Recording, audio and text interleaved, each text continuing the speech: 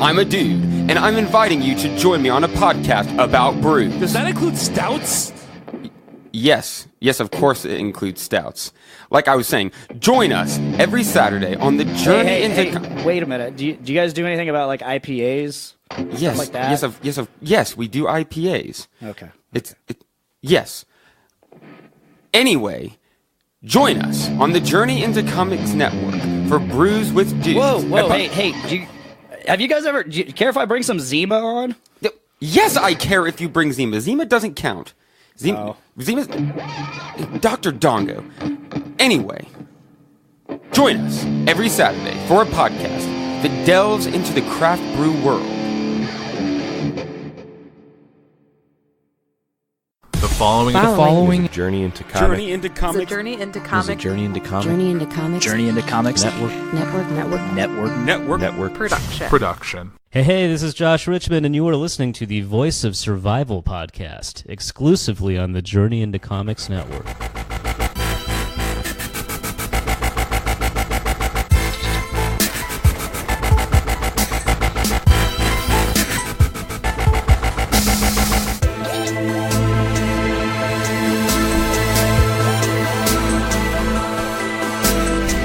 You're listening to the Voice of Survival podcast.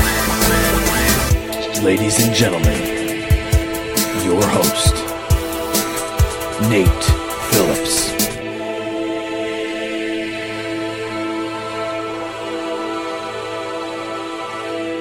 Hey, ladies and gentlemen, welcome back to another episode of the Voice of Survival podcast. It's season 2, episode 10. I am your host, Nate, as the introduction said. You guys, I have no guest this week. Why don't you have a guest this week, Nate? What the fuck? Life is difficult, man. Sometimes it's hard to get people scheduled. There's a lot of people on my list to interview. Those people have been so difficult to get in the same room or get on Skype or whatever. And there's also a couple guests that I'm going to be bringing back that I want to make sure the episode goes perfect. I want to make sure there's plenty of time to do the episode and not rush it. So this week, I was like, what am I going to do? And I thought, you know what? I've done a celebrity wing of the Best of Survival. I've done like the musicians, people who are closest to me wing of the Best of Survival. Why not do from season 1? I look back at the Elite Four. I mean, minus myself, obviously, the OG version of this quote-unquote Elite Four, the network kind of, I think it was Dick's idea. I don't know. I just get put in groups, and I'm like, cool, fucking let's go. But he put us in this group, and it was me, AP, Tyler, and himself. And it was like, when things were kind of shifting and evolving in the network, and he said, hey, let's make sure to stay in tune with each other and communicate and stuff so that, bullshit doesn't happen. So I thought, why not today take a look back at those dudes and their journeys, because I've got all 3 of those guys. I've had them on The Voice of Survival. I'm pretty sure AP was episode 6, Dick was 10, Tyler was 23, I think. I'm pretty sure, actually, it was 23. From last season. He was deep in the season. He was one of those people that was difficult to get locked in, but I got it locked in, But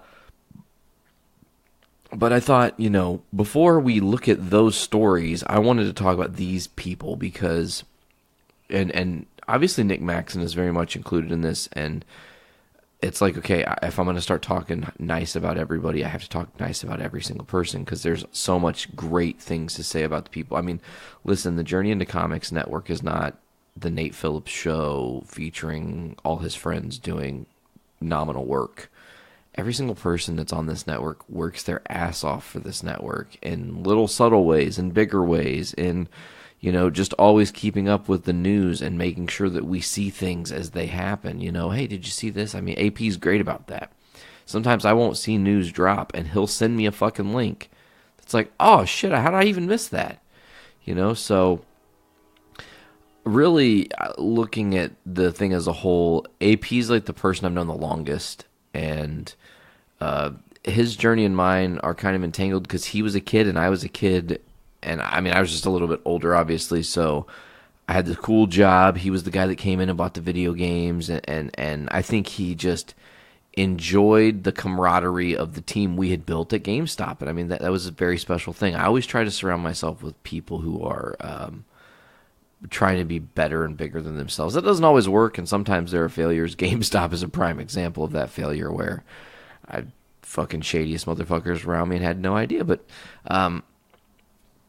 so anyways, AP is one of the guys who he always has fresh ideas. I mean, when Foodie's Watching Movies wasn't even a show yet, he was like, hey, I want to do this movie show with you guys, and I have some ideas. And he starts like throwing ideas at us and had all these different names and segments. And I mean, he was just a dude that I was good friends with, who, he didn't have to offer that at all. He didn't have to say any of those things.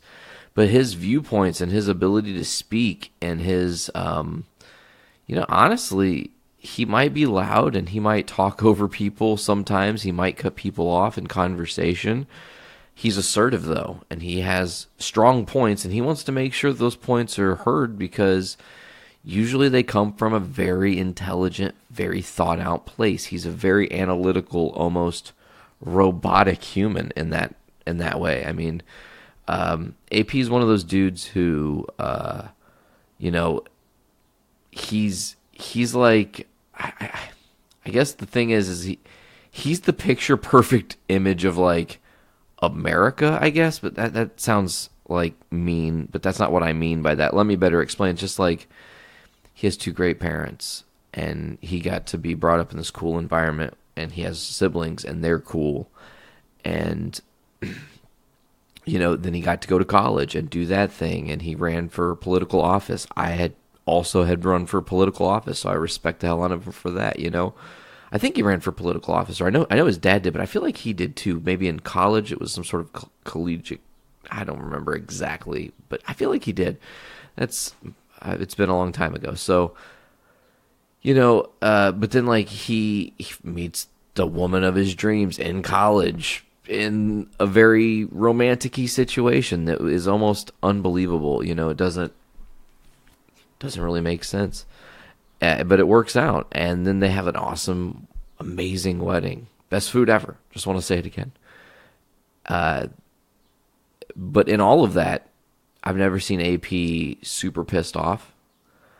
I've seen him very jubilant. I've seen him very focused. But I've never, ever, ever seen a crack in that man's ability to handle any situation. And that's saying something, man. I don't have that temperament, and he does. So I try to learn from that. I try to center myself and not I guess you think out every situation. I mean, for Christ's sakes, AP did the Lafayette. We went and did Fun for Funds, or it wasn't Fun for Funds. It was LaFiCon, and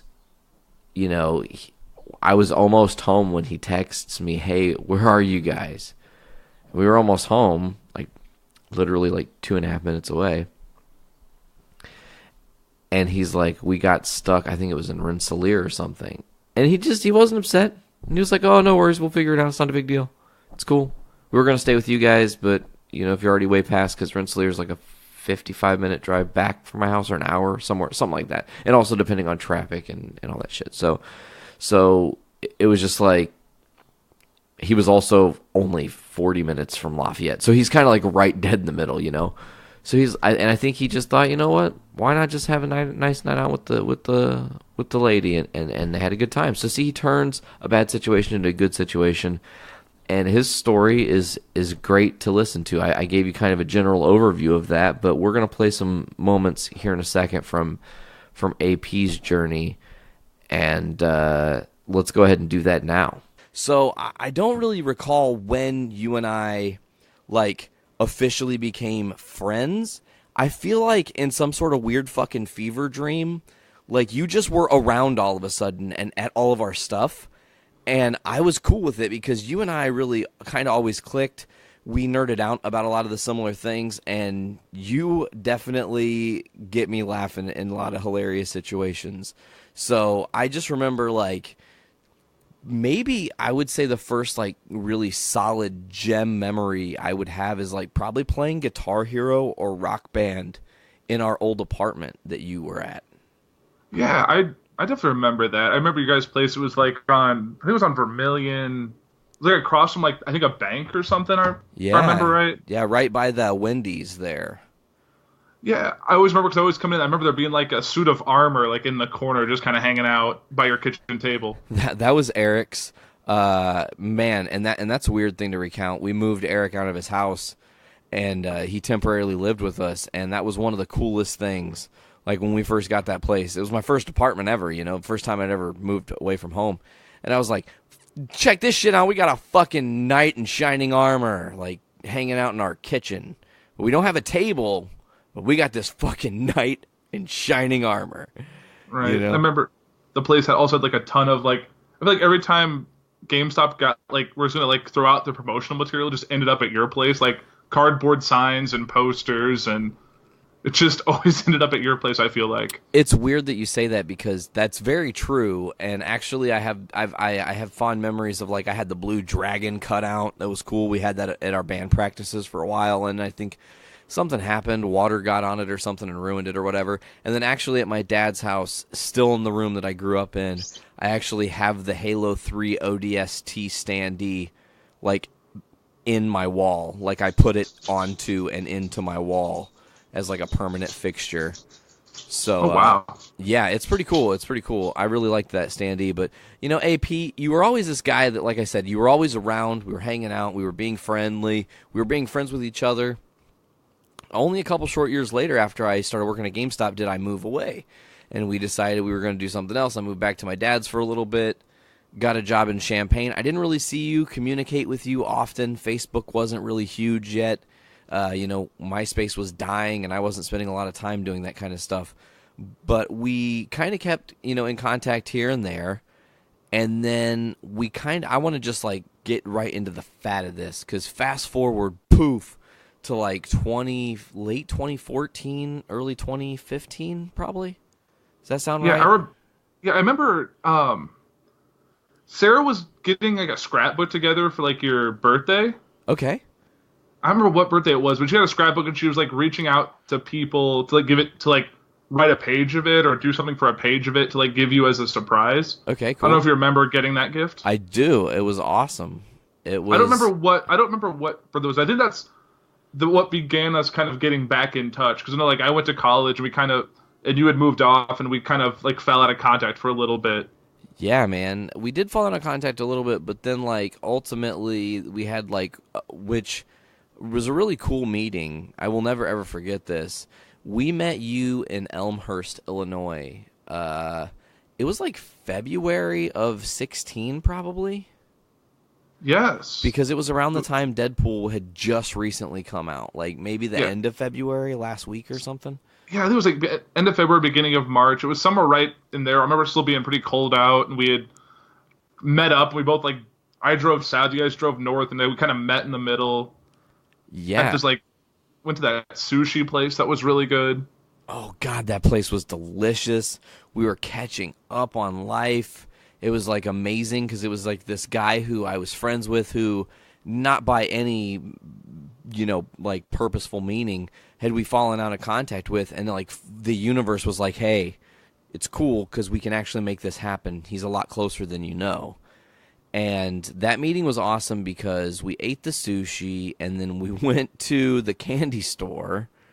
Oh, I remember that. Man. Sitting there rolling that fudge and that looked delicious. The smells in that place were just incredible.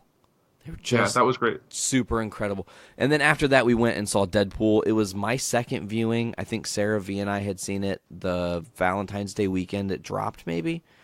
And then when you and me and Sarah linked up, we saw it. And that theater was really cool because we were like maybe three of five people there. Yeah, I think it was like we had to wait around for a little bit before the show started. I remember it was like this really like old school theater, very like straight out of like I feel like the 70s. It was just had that kind of feel to it, and it had like this ornate art feel to like statues and it was very distinct. It doesn't look like all the cookie cutter like AMC's or IMAX theaters, all those ones that are they all look the same no matter which one you go to. This one had a lot of character to it. And I felt like a theater, like a one-screen theater you'd go to, like 20 years ago. It kind of is like the Lorraine in Hoopston, actually. Yes. It doesn't have obviously not the same quality, but that place is really cool because it had like the ramp up, the really long hallway that like is a slowly elevated thing to where all the different screens are. I really love that place. I would love to go back. Yeah, we'll have to go there and actually maybe take the rest of the Foodies crew and do that. That would be a fun day. Oh my gosh, that would be amazing. We should definitely plan that. That would be a blast to go into this. Elmhurst is such a beautiful place too. I just want to mention, like, I don't know if that's the vibe you got when you were. I don't know how many times you had been to Elmhurst. That was our first time at the time. Yeah, same here. Yeah. And it was just like, wow, these houses are really luxurious and beautiful, and the downtown is just really amazingly constructed. It looks really nice. I remember didn't we walk over to a Walgreens or some shit as well? Yeah, before? you were pop hunting at the time. Oh yeah, wow. That puts my perspective into perspective. Holy hell. It's weird because I think that was during like the start of the great transition that kind of has me where I'm at now in life, just working like a dog, getting all this network stuff going on and whatnot. But that night was really cool, and it was just like at that moment I was like, man, I'm so glad that I didn't lose a friend. Like, poor boy, as I had always called you because I thought your last name was hilarious, and I don't really know also why that happened. I don't know if I was directly involved, but we just started calling you poor boy one day. It was my Xbox gamer tag. That's right. God, I knew it had to do something with something, but we loved it, and I just think that moniker has stuck onto you for a long time on the Journey into Comics Network. And then during Foodie Season 1, you got like an unintentional rebrand where now you're just your initials, AP. Right, and then it like caught up with like everyone else in the network only calls me AP now. Yeah, it's weird because, and this is nothing personal to anybody, I just feel like a lot of the actual, not you included obviously, a lot of the people in my life who I've known who were named Andrew were kind of shitty people. So I don't want to call you that because it reminds me of shitty people, and I'm like, man, like, poor boy, AP, whatever you want to call yourself, you're just such an awesome dude. I have to give you some sort of special moniker that lets you know that, like, you're on my level and I love it. Like, you're a hilarious person, and I like having you around, obviously. That's why I was like, hey, start a fucking show. Right. But go ahead, sorry. So I remember when you you were reaching out because like I think also like our Facebook messaging between each other just started blowing up when you started like you brought up this idea about the Foodies podcast that you were working on with Veronica and this other guy who I don't think I ever actually met.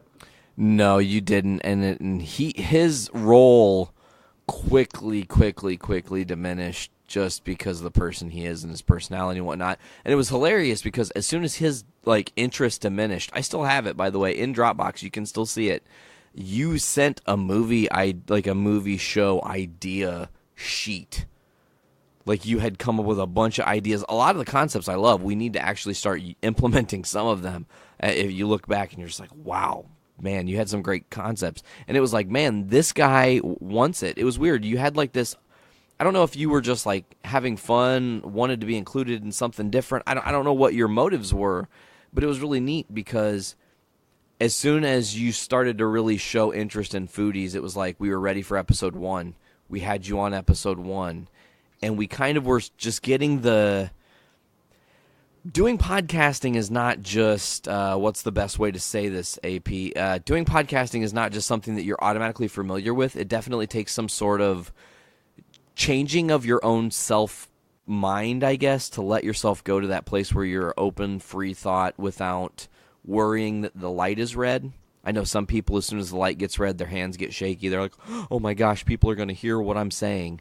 Right. And I'm not super concerned with that. So as soon as you and me and V kind of started really meshing together, and we only did a couple episodes on that first season of Foodies, and we're going to definitely dive deeper into a lot of this stuff today, just to let you know. But just as like a kind of a start of the general overview, you doing Foodies led to me going, well, this guy knows enough to be able to hold his own, and I think you are an intelligent enough person, and you have a bright perspective on things, a very sharp perspective, if you will, that to have you be able to host your own show and you can make it whatever you want. I told you, I was like, look, if you're interested, make you the show whatever you want, and we're going to lead up to this because I want to know the real genuine backstory behind this. You create the poll report for the Journey into Comics Network. That is an every Tuesday show. You you do an episode every week now, which is amazing. You went from a bi-weekly show, uncertain if you would last a few episodes, to now just flourishing, and it's awesome. But let's go all the way back to the very, very, very, very, very beginning of this part of your story, man. Let's go to the part of the story I don't know. We are friends in 2007, 2008, 2009-ish, and then you went off to college. I want you to really fill me in on your college years as a whole, because I will say the AP poor boy I knew before you left for college to the guy who I'm friends with now, there's not a huge difference, I would say. Like, you're pretty much the same guy, but it seems you're a little bit more relaxed in your own skin. And I want to kind of talk about you being in college and kind of actually get the backstory, because I don't know it. Yeah. So like I said, I went to Bradley University, which was in Peoria, which is, I guess, like 2 hours from Danville at the time. So it was like nice. I chose it because it was close enough to home that I could go home on like a weekend or a night if I really had to, but it's far enough away that I don't feel obligated to. It was something that, like, I thought going in, like, it's nice that I can be kind of my own person. I don't have to feel, because, like, if I went to like U of I or another school close to home, it would have made more sense, like, financially and responsibly to like just commute. And at that point, you're not really getting the college experience. It'd be like the same as like going to DAC or something like that. And I guess for those listeners who don't know, DAC was the community college in Danville. Yeah, and you get that you're shackled by your parents because you're not spreading your wings for the first time away from them. Right. And I thought that's something like everyone needs to do at some point. Like, you really can't go from like living with your parents to like a wife or a partner. You can't really like jump from A to B. You need kind of that like space where you can kind of figure out who you are outside of everyone else in your life. Like who you are kind of as a whole. And like getting a chance to like go off to college and be relatively unknown at first, because I went to a college that not a lot of people from my high school went to. Like, there was like one person, he'd graduated like 2 years ahead of me, so we had no connections. So I remember like going to college and like parents dropping you off, and you have that like sense of like you almost are like just sad, because it just feels like a part of your life is ended, and like you're no longer have like a safety net, and you feel on your own. And then like you go through and you have to like force yourself to make new friends. You can't rely on the friends you've had for years to kind of carry you through it. So it really forced you to kind of bring you out of your shell.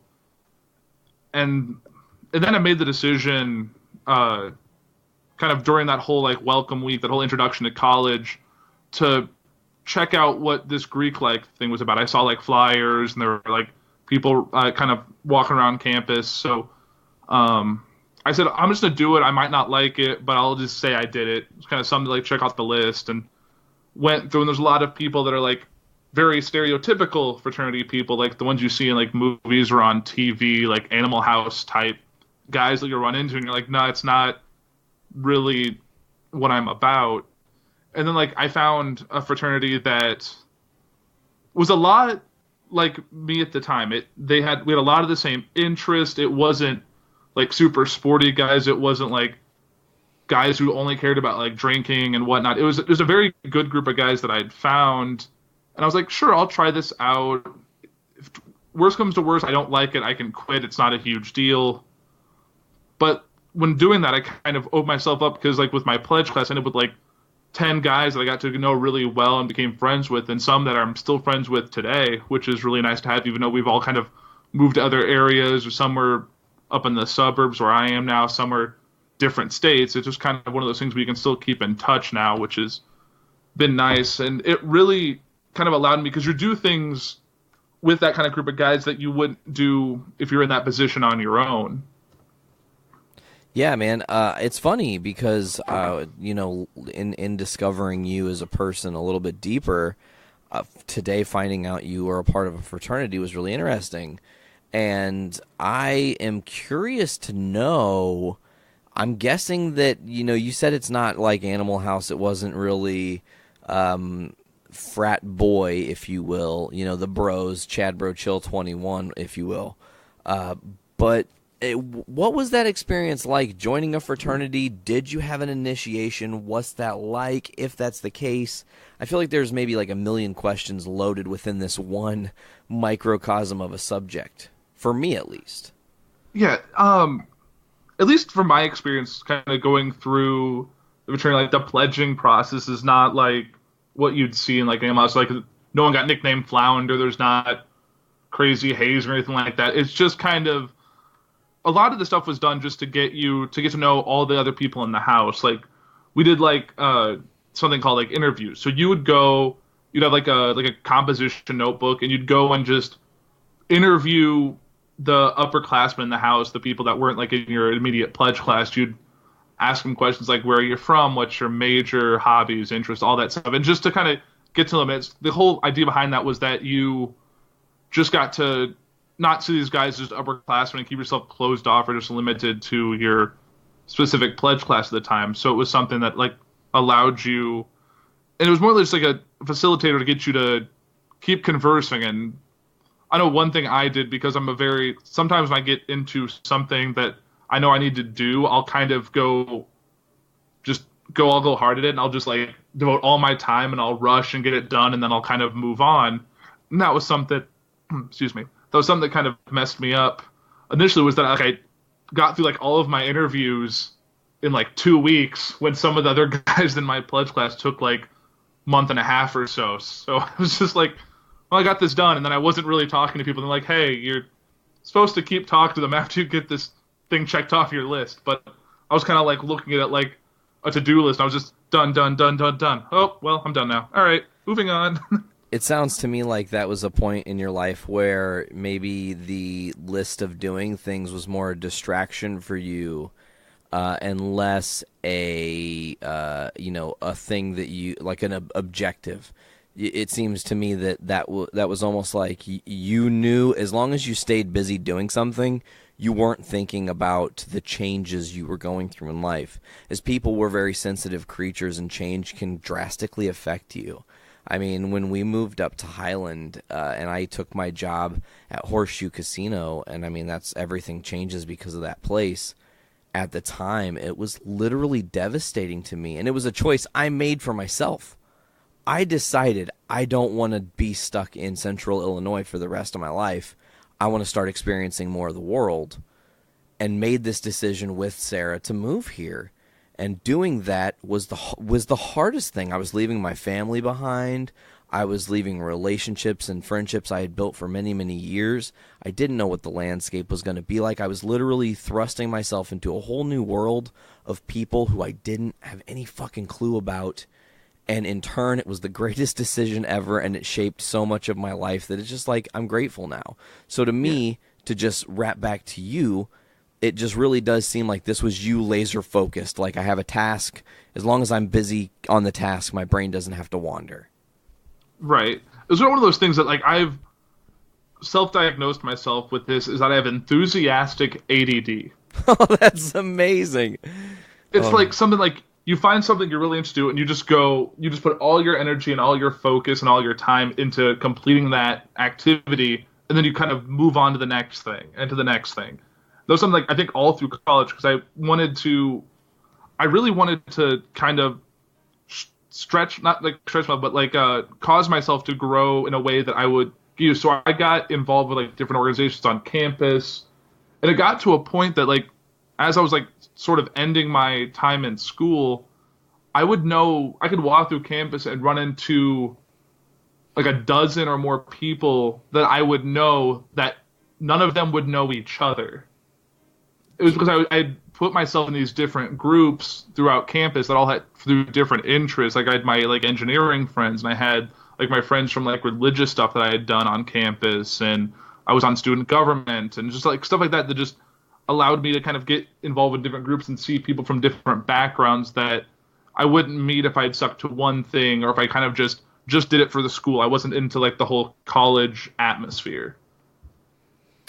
Man, that's cool. You kind of unintentionally position yourself as 6 degrees of Andrew Poor. You know, you got people on Bradley's campus who don't know each other, but by association they do because they know you. And that's interesting because you did get busy with so many things. Did you notice yourself at a point like, wow, this is so outside of my comfort zone? When did I become this person? Yeah, I remember, I think the most interesting thing, I think that it didn't click to me until someone had said it. I was at this kind of retreat thing for one of the organizations I was involved with. And I said to like someone that was in charge, because they're asking about like different personalities, I said, "Oh, I'm an introvert," and he looked at me like, "No, you're not. Like, what are you talking about?" Like, it hadn't clicked on me that like, because I was a lot more introverted in high school, and I think through everything I did in college, my personality, I became a lot more extroverted and kind of a lot more outgoing, at least in certain aspects of my life, and when I feel comfortable with a group of people, and I become so comfortable with so many different groups that it kind of started altering my personality, so to speak. Interesting. I think that is super interesting. So, what happens? I guess another part of the story with your college is, what did you actually like go to major in? Yeah, because throughout high school, I always liked math and science, and I was in this pre-engineering program that Danville High School was implementing right as I went into high school. So I was like, okay, I want to pursue engineering. It sounds like something I would be good at. I'm good at these subjects in high school. And it was kind of just narrowing it down to what it was that I would, because there's a ton of different engineering fields. And some schools that are more strictly engineering have dozens and dozens of fields you can choose from. But I chose mechanical engineering, which was, I feel like, the broadest of the field, because you can take that major and you can focus on design. You can work in like biomedical stuff. You can work in like nuclear energy and all. There's a bunch of different stuff you can do.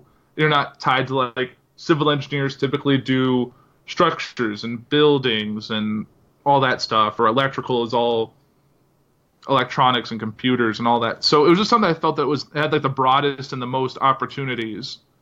And it was something that was nice because I've always liked the design aspect of engineering more than like working with like engines. It's always fun. I've always liked to see something that I can bring together from an idea to something tangible. I always thought that was kind of interesting.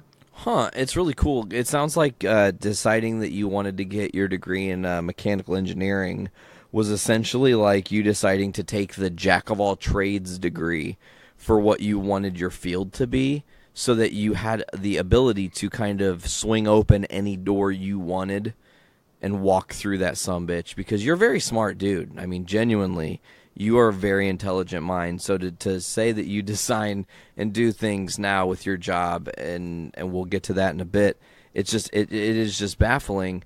So at what point in college, while you're getting this mechanical engineering degree, do you decide that radio is a thing for you? Because we've not even wrapped to that first question yet of where the original Poor Rapport version 1.0 comes from. How do you get involved in radio? It's just right now in your story, I'm very confused.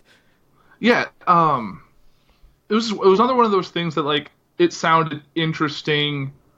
Maybe I'll give it a shot, kind of thing. It was one of those like I think I had a friend or somebody I knew that had like a show also on the radio, on the campus radio, which is like I could walk there from my dorm in like 5 minutes, kind of thing.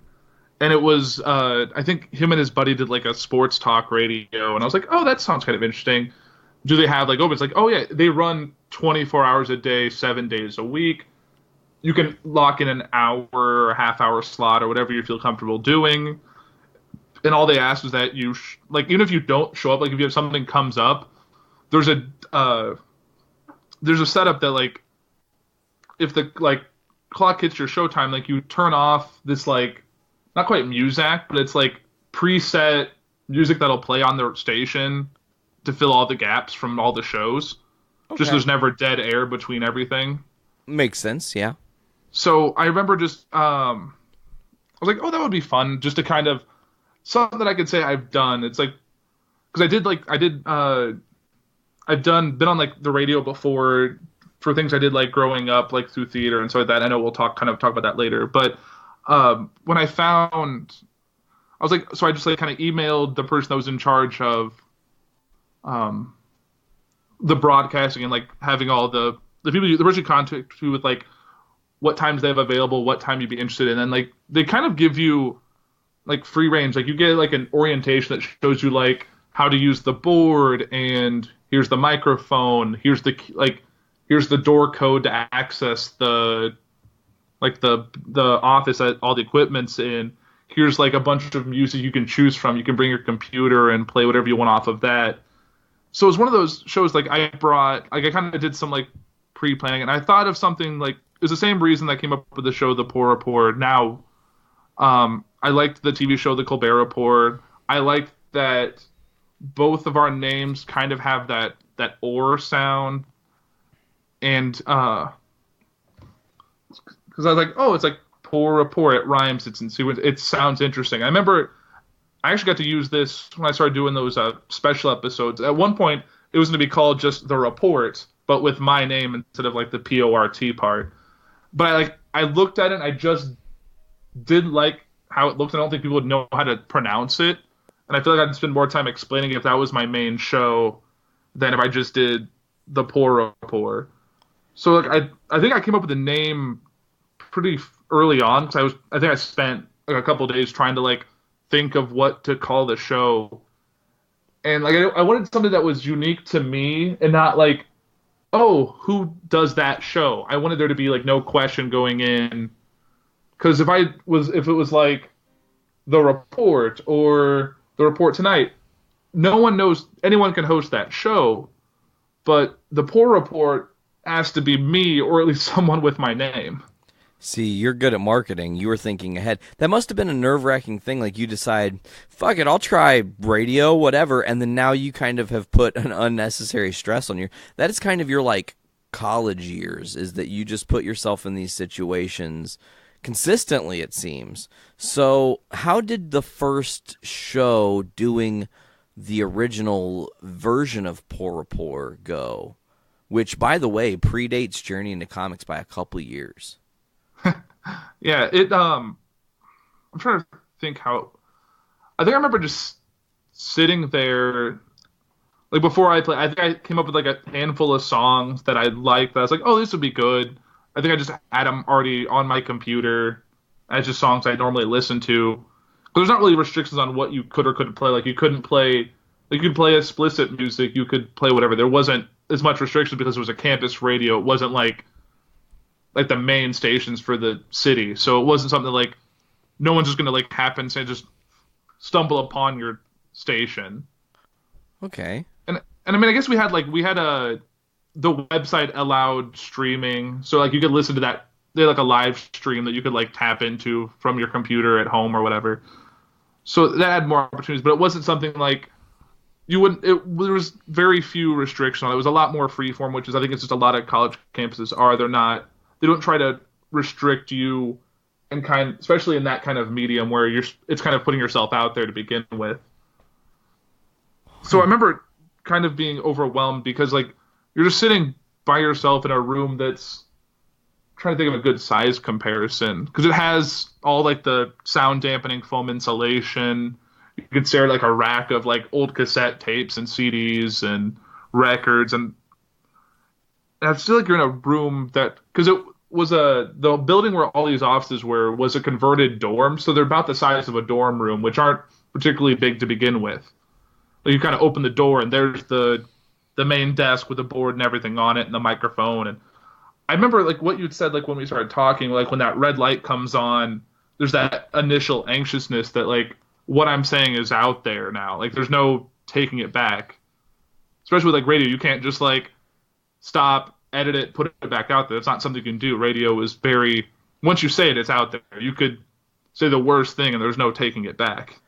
Yeah, what was that like for you doing like live radio from the jump? It was, I think, a little overwhelming at first until I kind of got to the point where realizing that it was since I didn't have a co-host, I didn't have a guest. It was just me by myself in a room. I almost felt like I was just conversing like I was talking to someone on the other end that whoever they are cares about what I have to say. So I kind of kept everything light and easygoing, and I played a lot of music. And there's sometimes like where you wouldn't really have anything too exciting to say between songs. You'd come back and you'd say that was this song by this band, one of my favorites. Get like a short little bit about that, and then now coming up next, we're doing this song. I cannot remember any of the songs I played. I remember I had a Valentine's Day episode, and I found just a ton of different love songs and just played those with like maybe like 1 minute gap of me talking between them. Interesting. Was that dedicated to anyone at the time, or was that just like a Valentine's Day episode you kind of had to throw together because it was Valentine's Day and you had the slot? Yeah, I wasn't interested in anyone at that time. It was still, I think I was getting over someone, and I just kind of wanted to not really think about it. So that's why I just kind of kept it all about the music. I didn't really want to feel like talking. Didn't want to do like dealing with anyone around this show or like around the music. I was like, just the music today. I'm not feeling like giving a speech or talking about Valentine's Day in any way whatsoever. All right, so I'm going to kind of jump around here. I want to kind of future trip. When the last episode of your show that you were doing for this local college radio station happens, what was that like? Did you remember? I mean, were you aware going in like, this is it? It's the last time I'm going to do this. Last time the Poor Rapport is going to be a thing.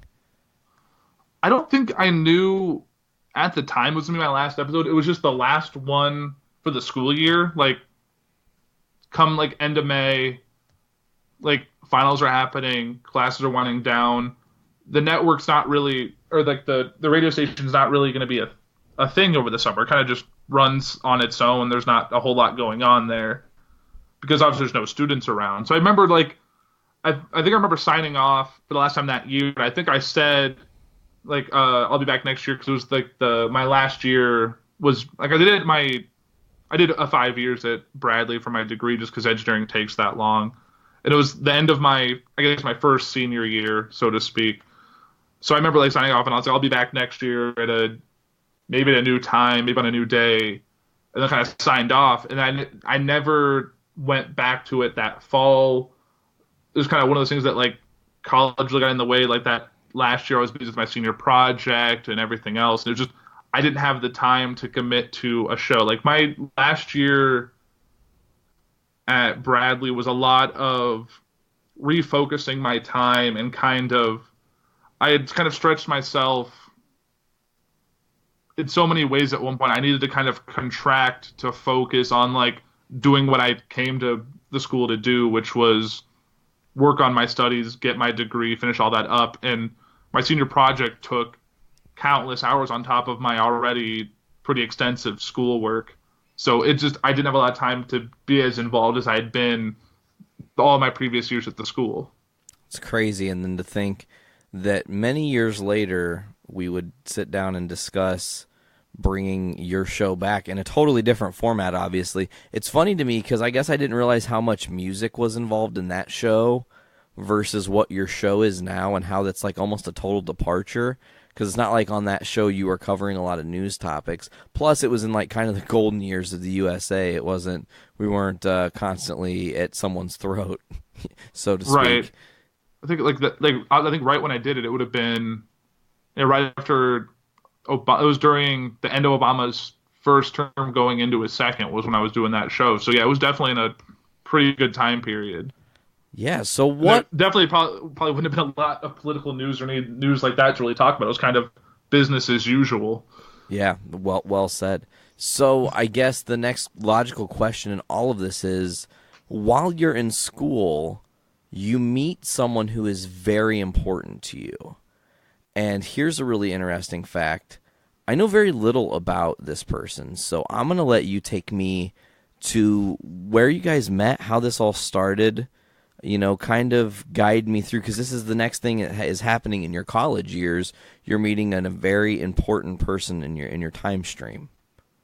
Right. And I actually ended up meeting this person while I was still doing my show. It was during that like late spring that I had met her. But I'll have to go back to kind of how all this stuff had to fall into place to make even meeting this person happen. A story of fate. I love it. Yeah. So this goes back to my freshman year.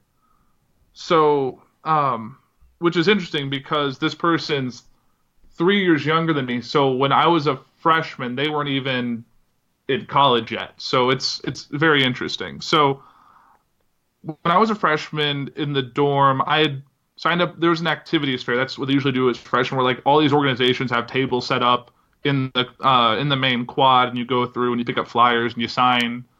You sign your name, put your email down to like get more information about the clubs. You kind of go to ones that sound interesting. So one of the clubs I signed up for, they came by, like two of the people involved had came by to talk to me about it.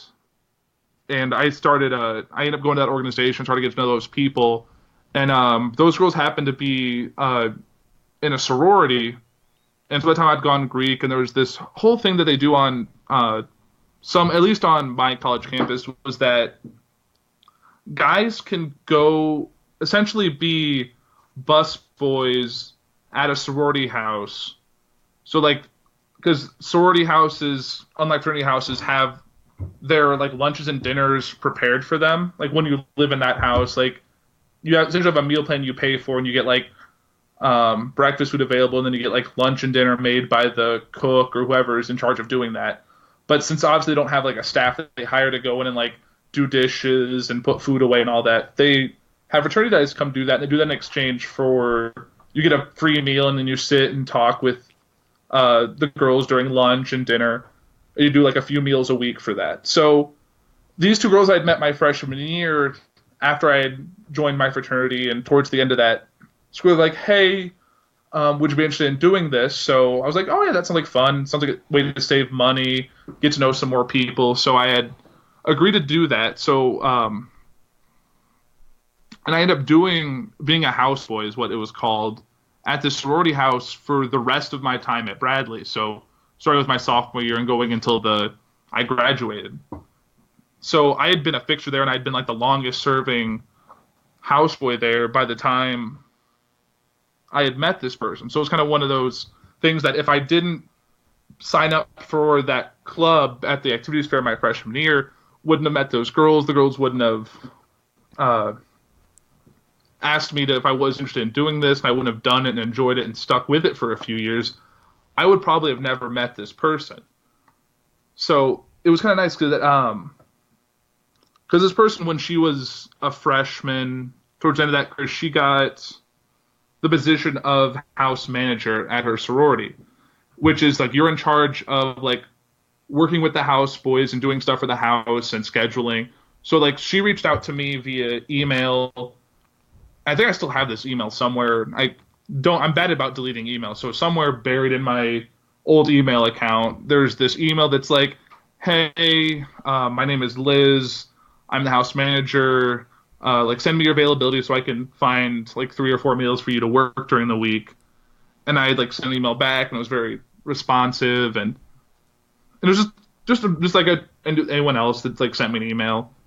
And then what ended up happening is kind of a interesting course of events, which is a little weird to talk about now, but I ended up kind of dating her roommate, which is okay. It didn't work out. Like we were just very different people, but like I think we'd met through something, so like we went on like a couple of dates, and it really wasn't going anywhere. And she was actually kind of dating someone in my fraternity, so like we had both matched up close, but not close enough to the people that we were meant to be with, which was pretty interesting. And like I remember there was a whole thing of she like things with her and the guy weren't really working out, and she was coming to me because she had got to know me over the course of that year, and I was kind of more of like the friend that she could talk to, and I would give advice because I'm a very like supportive person to my friends when they're like going through some problems. That was kind of how I was, and we had talked, and like then like the school year ended, they had ended, and all that, and then like over the summer we were just kind of casually talking back and forth, and because we both like she lived up in the Chicago suburbs, and I was living in Danville over the summer between the school years because I had like an internship. So we had talked, and over the summer we started getting to know each other a lot better and getting back to know each other's histories, and I started finding myself that I was really liking this girl. And I remember, I don't know, we didn't really get in a fight, but I think something that I said or something got misconstrued, and we had like a small falling out over the summer while we were talking. And I remember I wrote up this whole letter that was like basically saying like how much I've enjoyed getting to know you this year, and I'm starting to like you, and I'd like to see kind of where this goes. And like I sent that letter, and I was like, basically like, if you're not interested, I completely understand. If this turns you off, so be it. But it's better to like take risks than forever be friend zoned or something like that. And I sent it, and then she read it, and like we talked about it, and like she had agreed with me. And I guess the reason like she got mad was she thought that I wasn't interested, or this whole thing. We were still both pretty young back then, so it kind of went like we didn't want to like start dating while we aren't actually seeing each other in person. We're just like talking on the phone and texting, and so like we waited till we got back in the fall, and we started going on dates. I think I remember actually before we went back to school, I drove up from Danville to her place, like her parents' house, which was like 3.5 hours. I drove up on like a Friday night. We got dinner. Like we watched the movie Case 39, which I don't know if you've ever seen it. Never seen it. It's a horror movie with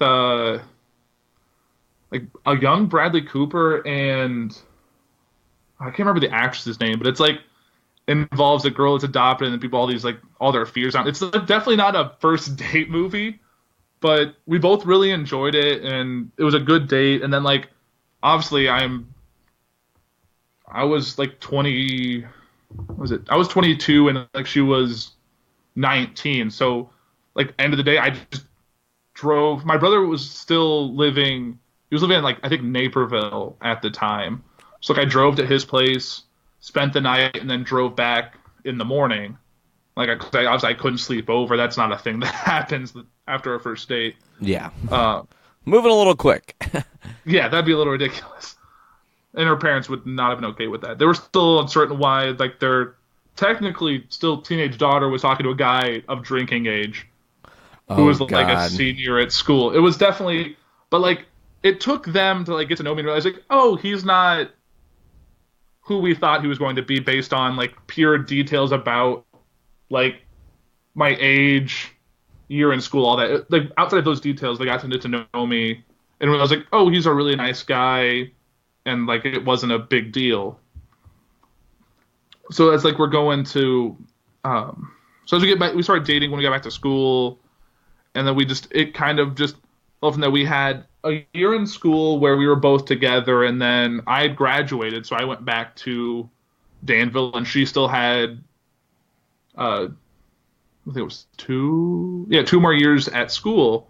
So we had to do the long distance thing. So I was shuttling to Peoria like every like couple weeks for like the weekend and stuff, and all like the big stuff that she had like in her sorority, like formals and like date parties and stuff like that. So we did the long distance thing for a couple years. We had to do just a lot of the phone calls and texting, and it's actually a funny story. Like I didn't have texting when we started like talking.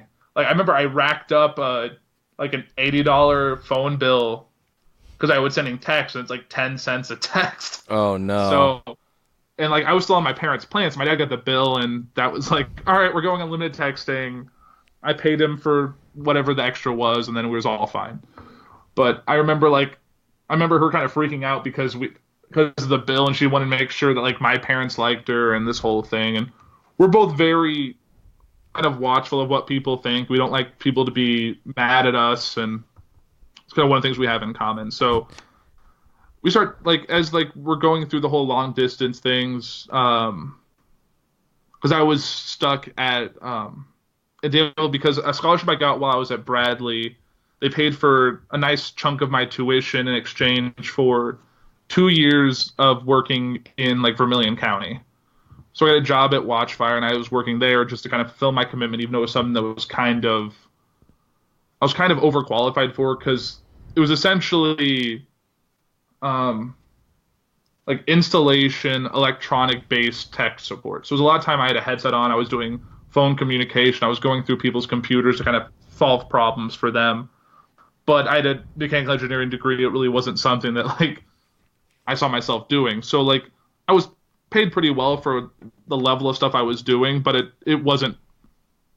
I wasn't challenged. I wasn't really doing what I went to school for. So kind of as soon as my 2-year commitment up, I started shooting out job applications, and it made sense that since Liz was going to be going back home after she had graduated until she found a job and stuff, that it made sense to look in the suburbs. So I started looking around, and I got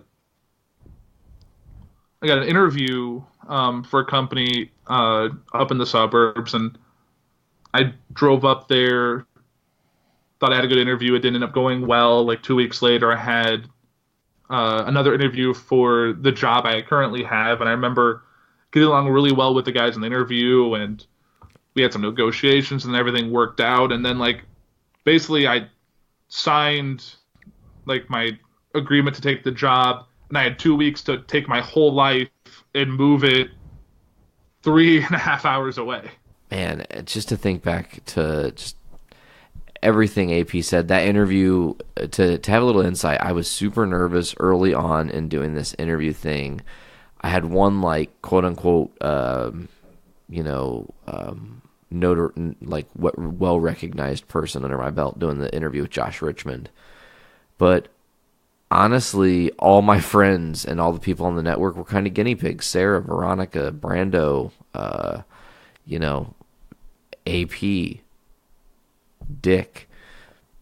We're gonna go ahead and talk about Dick now, because he is my bonded podcast brother. Because this is a guy who, when I met Dick, I will never ever forget the first time, and he probably doesn't even really remember. But Brando was like, "Hey, you're gonna come over to Mike's house. We're gonna hang out. We're gonna have a good time. We're gonna do this fucking blind food taste test that I won."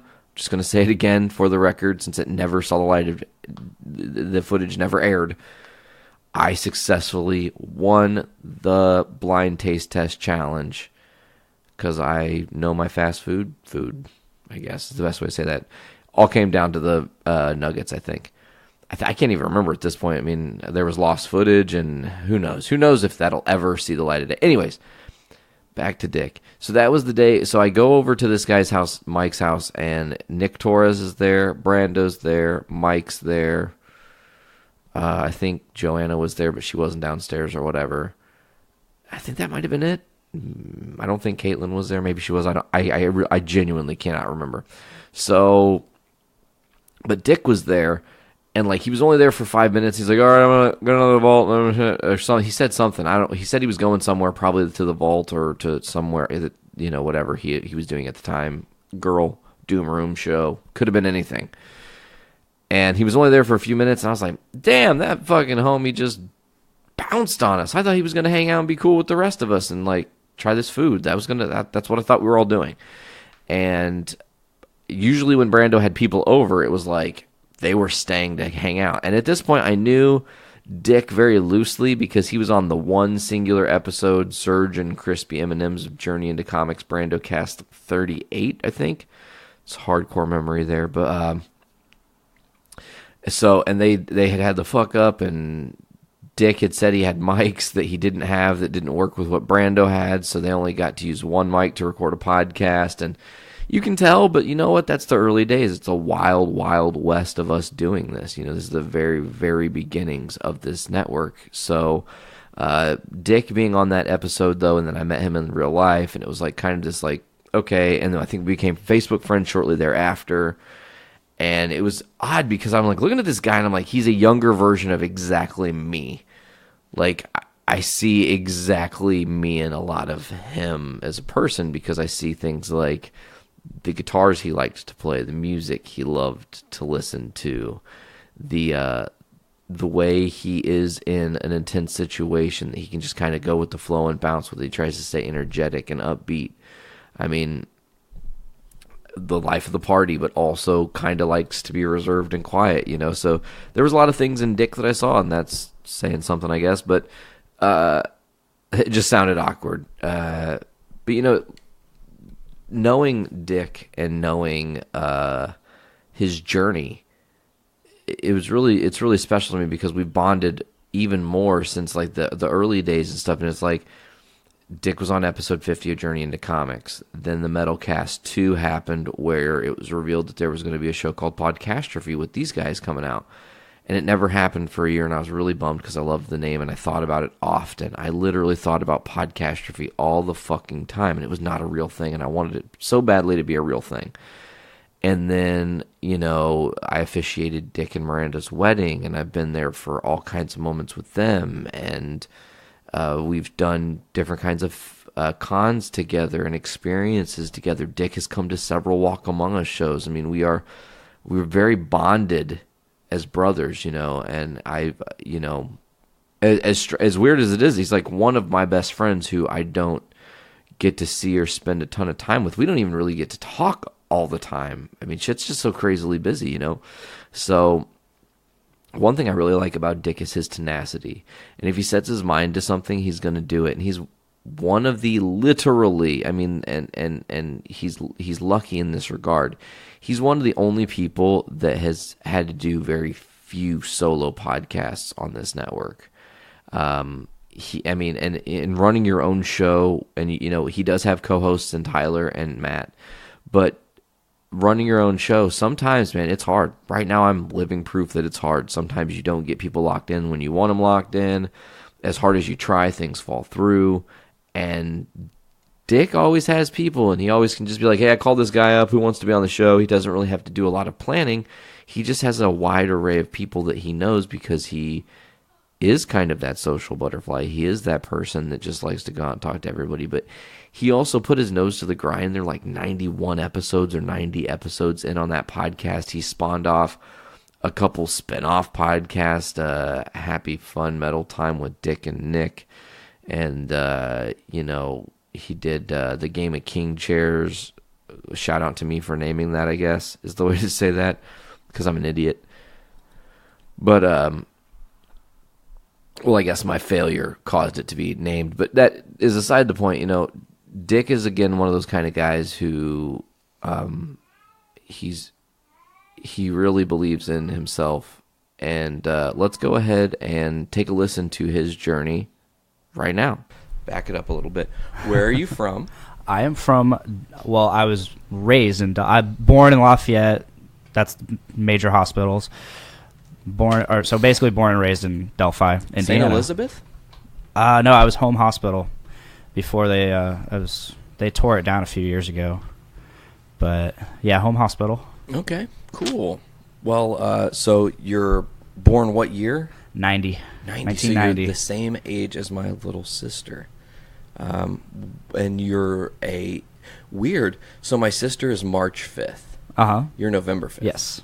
I'll never forget that now. See, look at that tether. That's really wild. You can't forget it.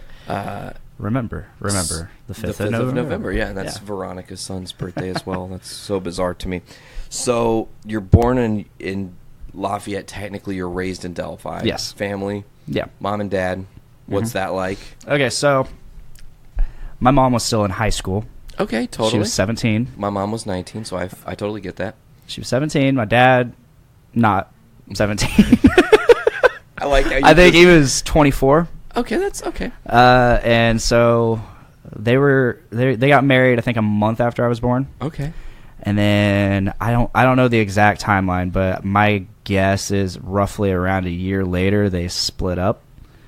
And so my mom my mom's always been like really smart in terms of myself and my brothers and like raising us, because she knew the environment she was in.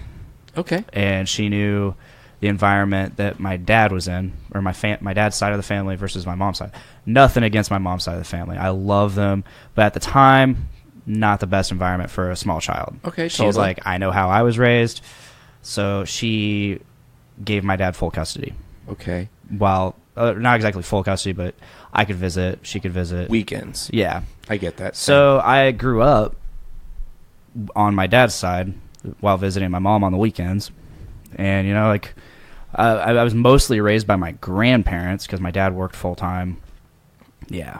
So I totally relate I to basically that, have too. two sets of parents. Okay, And it just made me who I am today because I got a lot of different times. I'm trying to think of how to phrase that. Sure. Like ages of morals, you know? You were able to very obviously like learn from your experiences and witness how things were evolving between your parents and when you were with mom versus when you were with dad. I'm also a child of divorce. My parents were 8 when I got divorced, so I was a lot more in it.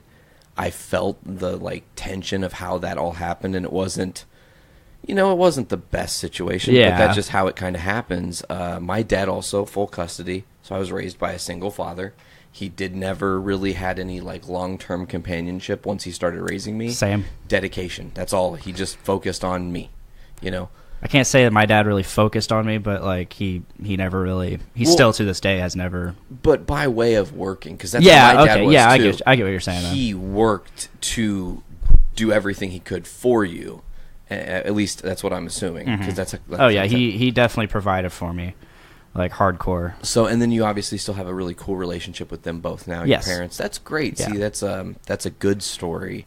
And, like you were saying, having more than one parent, having grandparents help raise you, kind of it takes a community vibe. It really does, and I can't be more grateful for being raised by my grandparents because it, like I said, it made me who I am today. It instilled in me these morals that I have, these old school morals, while still being of this age, of this time period. Absolutely. This millennial that I am. You're able to look at life now and take the morals that I'm speaking for, like I'm talking through you because this is how I feel. You're taking the instilled morals your grandparents gave you, and you're going, okay, here's what I can use that'll help me be a better person. Also, that is a stupid fucking moral that is not, it's super outdated. I don't need to deal with this one tiny little thing. I can evolve how life is looked at and make the change for the better. I think that's very important that our whole generation looks at life like that. We don't have to be tied down to believing every moral we've ever been taught is the only way things can be. You have to be able to look outside the box, see a situation, and go, oh, that's fucked up. I'm not cool with that, you know? So you're being raised in Delphi. Which school? You're in Lafayette School? You're in Delphi School? Okay. Both parents lived in Delphi? No, my mom eventually so like around the age of 3 or 4, I believe. Okay. She moved to Lafayette. Okay. And so I would visit Lafayette on the weekends. Awesome. So you had your Lafayette friends at some point. Eventually. Later on. Okay, Much later on. So early childhood, you have brothers, right? Only brothers? I have 3 brothers. No sisters. No sisters. Were they all with your dad, or were you guys kind of split? So my mom, she's on her 4th marriage right now. Okay. No kids with this current one. No judgment. I know, I get it. But no, so she had my two. It's weird to say, oldest brothers. Okay. They're still younger. They're younger than me, but they're my 2 oldest brothers with her 2nd husband, and then my 3rd brother with her 3rd husband. Okay. And there's a 13-year difference between me and my youngest brother. And there's a 13-year difference between me and my parallels, youngest sister. It's weird. Parallels all over the place with us, man. It is ridiculous. It's also ridiculous that you have a Kill Switch Engage tattoo, and they're like one of my favorite bands. We literally, there's other podcasts we can geek we're out. gonna do that. But. We can geek out about music all day. You know that. We have. So you are spending a lot of time between your 2 families, going back and forth. Where does the music bug hit you? Like, what's the first? Because listen, again, child of divorce, I understand music affects you greatly. It does. And when my parents were getting divorced when I was 8, the only time in either of their lives, well, I guess my mom still kind of does, but for the most part, it was the only time in my dad's life he heavily listened to country. So their divorce and country music are like symbiotic to me. Yeah. I can't listen to country music because it just makes me feel gross, like during that time in my life. It really does. Like it's very bizarre. So what was the music that like encapsulated you early on? You know, it's so weird because everybody who's like most people who's super into music usually has some sort of family influence on that. Totally. And I don't at all. It turns out, okay, I found out later that my dad's oldest brother, he played bass like a long ass time ago with a bunch of people from Delphi, Troy Seeley. Iced Earth. That's awesome. Who I saw recently. How was that? It was very excellent. Excellent. Very different from what I expected. Anyway. So yeah, I don't have any musical influence coming from my family. I was too young for my friends to really be into music. So like I just kind of stumbled upon it, honestly, because everybody has those phases where you start out, you listen to what your parents listen to, then you listen to what your friends listen to, and then you start venturing out and discovering for yourself. So I don't know. I obviously found, I think the first band I really got into was Smash Mouth. Okay. So we had Smash Mouth. Astro Lounge came out. Totally. And so that year for Christmas, my aunt got me Fushu Mang. Okay. So not thinking, oh, it's Smash Mouth.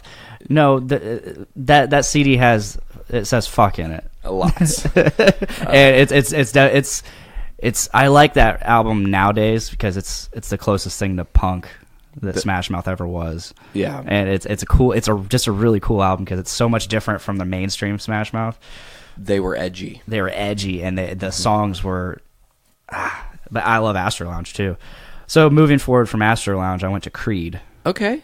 And I also listened to Creed in my earlier days. Cammy trying to join us for the podcast. Oh, yeah. Get out of here, Cammy.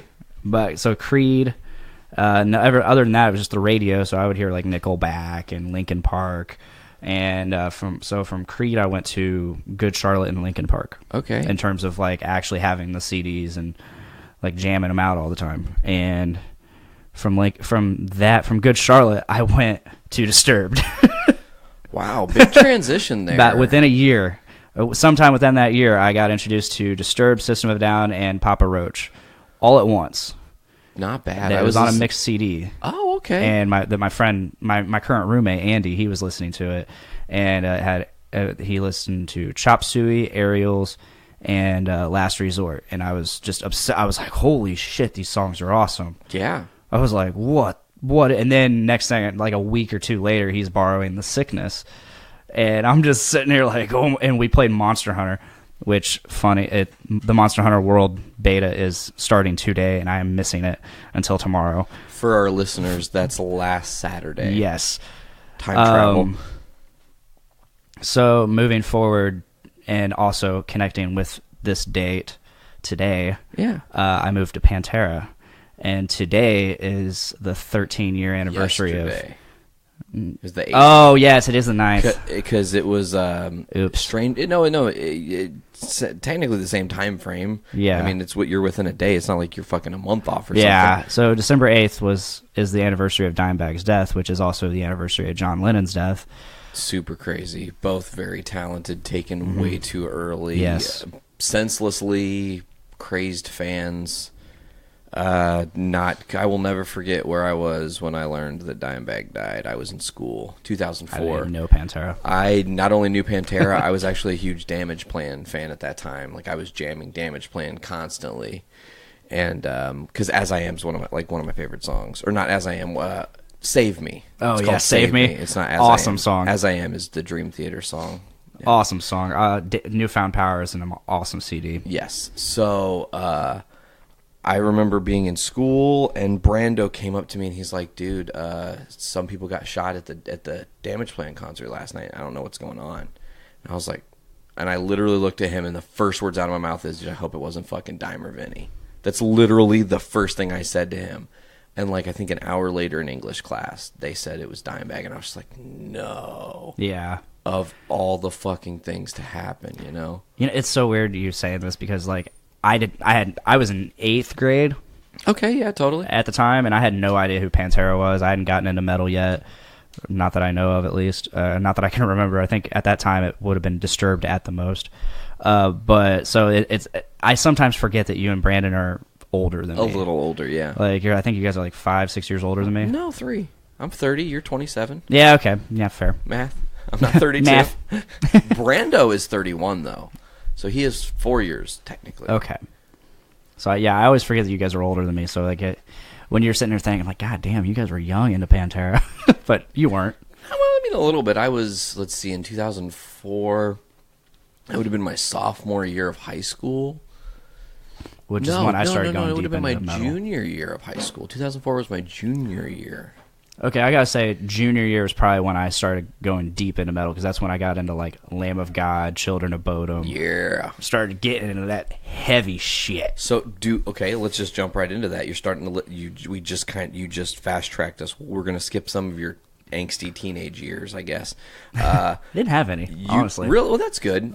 Pretty basic middle of your life era, you know. Honestly, I've had very little struggle in my life. Well, that's really good, actually. I mean, it's a great thing to. I mean, everybody struggles with something. Yeah, any struggle I have had has just been purely mental, just going through something that I needed to grow from. You know, totally. And see, that's an important look. See, you're doing the thing without me even asking. I was gonna say it later in the episode, but I think we can just talk about it now. If there was any advice you can give people to get through struggles, because I do know, hearing you talk on Podcastrophe, being your friend, that you do struggle with stuff sometimes, and it gets you, and it puts you in just like a fugue state. Yeah, where everything, like time almost stops, and I know the walls cave in on you. Your brain is your worst enemy. Oh, it can be, yeah, for sure. So what do you do to get through all of that? Like, what do I do? Honestly, I've always been a huge proponent for strength of the mind. Okay. Like if I were to give anybody advice, is that you are in control. Yeah. And that's not always the case. Some people have more severe things that like control them. Like depression ain't no shit. And I mean, well said. I know that's like depression and anxiety ain't no shit. And it's I mean, not that I've had anything that I couldn't handle, but like for myself, like I said, my only advice is like you are in control. Like your brain, all that stuff, it's just in your head. Yeah, and you just have to learn how to. And that could go for people with the more severe stuff. I mean, to an extent, because obviously there's some chemicals going, there's some misfires going, and you know they're gonna need that help. They're gonna need that extra push that medication can give them, but the medication can only do so much. Well, and I think we're in an era where medication can become like people's worst enemies. You start to look at these older folks, like I think about my dad, and he takes medicine to not hurt, and then he takes medicine to counteract the medicine that he's which you taking. talked about that recently. You know, and it's just like I don't want that to be the future of this world. I feel like there are better, safer options, and I hope that the literal opioid pandemic that's hitting this country finds a way to stop, but I feel like we're at the tip of the iceberg right now. Like this is just starting. You know, they think it's bad now. Like it's only just getting here. As soon as you make it known that there's a problem, the problem only gets worse before it gets better. So back to the music though. I don't want to skip on that, and we'll keep going kind of back and forth with all this stuff. So with the music, you find some heavier stuff. You're talking about Lamb of God, Bodom, so on. Does that inspire you to pick up the guitar? Is that where it comes from? Is there, kind of. So Pantera is the main reason I picked up guitar, particularly the song "Floods." Yeah. We've talked about this. So Pantera Floods, mostly the outro, and I love the solo, but I love the outro, and so I wanted to pick that up. At the time, I had actually started hanging out with people that were playing instruments. Like I had my friend Rebecca she went to Rossville, and so she played guitar. She mostly played like Def Leppard, Beatles, Blink-182, stuff like that. And then I had my friend Kyle, who We were just talking about him yesterday. Kyle. Guitar player turned drummer? No. Different. Way. Gorgasm's drummer? No, yeah, no, that not him. Okay, Not Kyle Christman. No, My this is bad. Kyle Brown. Okay. Who, funny connection to the network. I met Michael Norris through him. Oh, cool. So you and Mike know each other through this guy. Uh-huh. That's awesome. Yeah, back when he was known as Little Mike. Little Mike. Little really? Mike. Because there was a big Mike, so they needed a Little Mike. But he's kind of tall and kind of big, though. But Big Mike is just big. He's just big. He's the He's big just a old big boy. guy. All right, I got you. So and he played guitar and he played the heavier side of things, like the Pantera. Gotcha. He's the guy who got me really heavy into Pantera. I was already into Mudvayne, so he didn't really get me into that, but he got me into Pantera. That first Mudvayne album, LD50. I'm a big fan of End of All Things. End of All Things is another great album, too. Oh, yeah. Oh, gosh. That had... Those first 3 albums were just fantastic. Yes, absolutely. Absolutely agree. That's something we've not really dished on is my love for Mudvayne. No, we haven't. Big, huge fan. Death Blooms is probably my favorite song of theirs all time. Like, there's a lot of great stuff on End of All Things to come. And what's that third album? I can picture the cover. Lost and Found. Lost and Found, because it's the kid going through the storm. Uh-huh. They had like Fallen to Sleep was on there, and that song they used for one of the Saw soundtracks was on there. Yeah. Can you guess my... Okay, I do this to you every time whenever we find a band. And you pick fucking obscure-ass songs. Because you would have never guessed that Pantera song was Yesterday Don't Mean Shit. You know what I think? I think World So Cold by Mudvayne is your favorite song. I believe that might be my second favorite song. So second close. or third. Okay, so what's the first? You're not going to try to guess? One more guess. Man. Is it the same album? No. Okay, god damn it. I feel like I need the track listings. I haven't listened to these albums in a hot minute. Unfortunately, I can remember shit like that, like no problem. I have awesome recall when it comes to songs. I can't think of the name of the song. It's off the first album, right? Keep going. Right, it's on the first album, and it's like I can.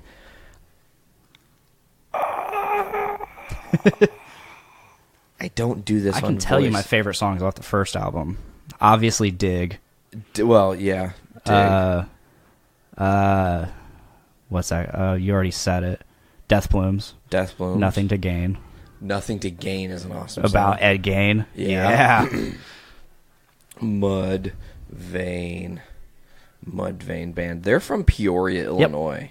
Yep. And I feel like somebody I know's like grandma babysat them. Legit.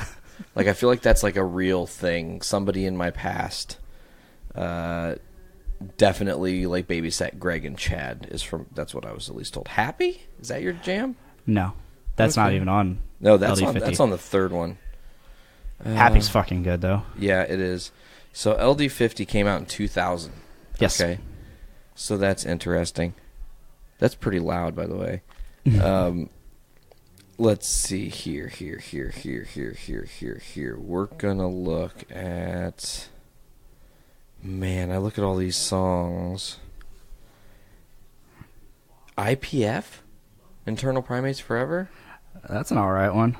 No, okay. So you've had your I've you had your my guess. chances. All right, so it wasn't off of LD50, Jerk. and you've already actually kind of mentioned it. It was the song that was on the Saw soundtrack. Oh, Forget to Remember. Forget to Remember. My Well, favorite song. And see, I forgot Forget to Remember. That was my favorite song overall for the longest time because I love the lyrics. I love the idea behind it. I love the dichotomy in Forget and Remember. I like songs that do that. I like anything that has an awesome dichotomy like that. Absolutely. Mudvayne is phenomenal. It's weird. And that's a weird tying thing together, too, because parts of Mudvayne join parts of Pantera to form Hell Yeah. Unfortunately. You know what? I liked the first... Unfortunately. I liked the first Hell Yeah album. The first one was good.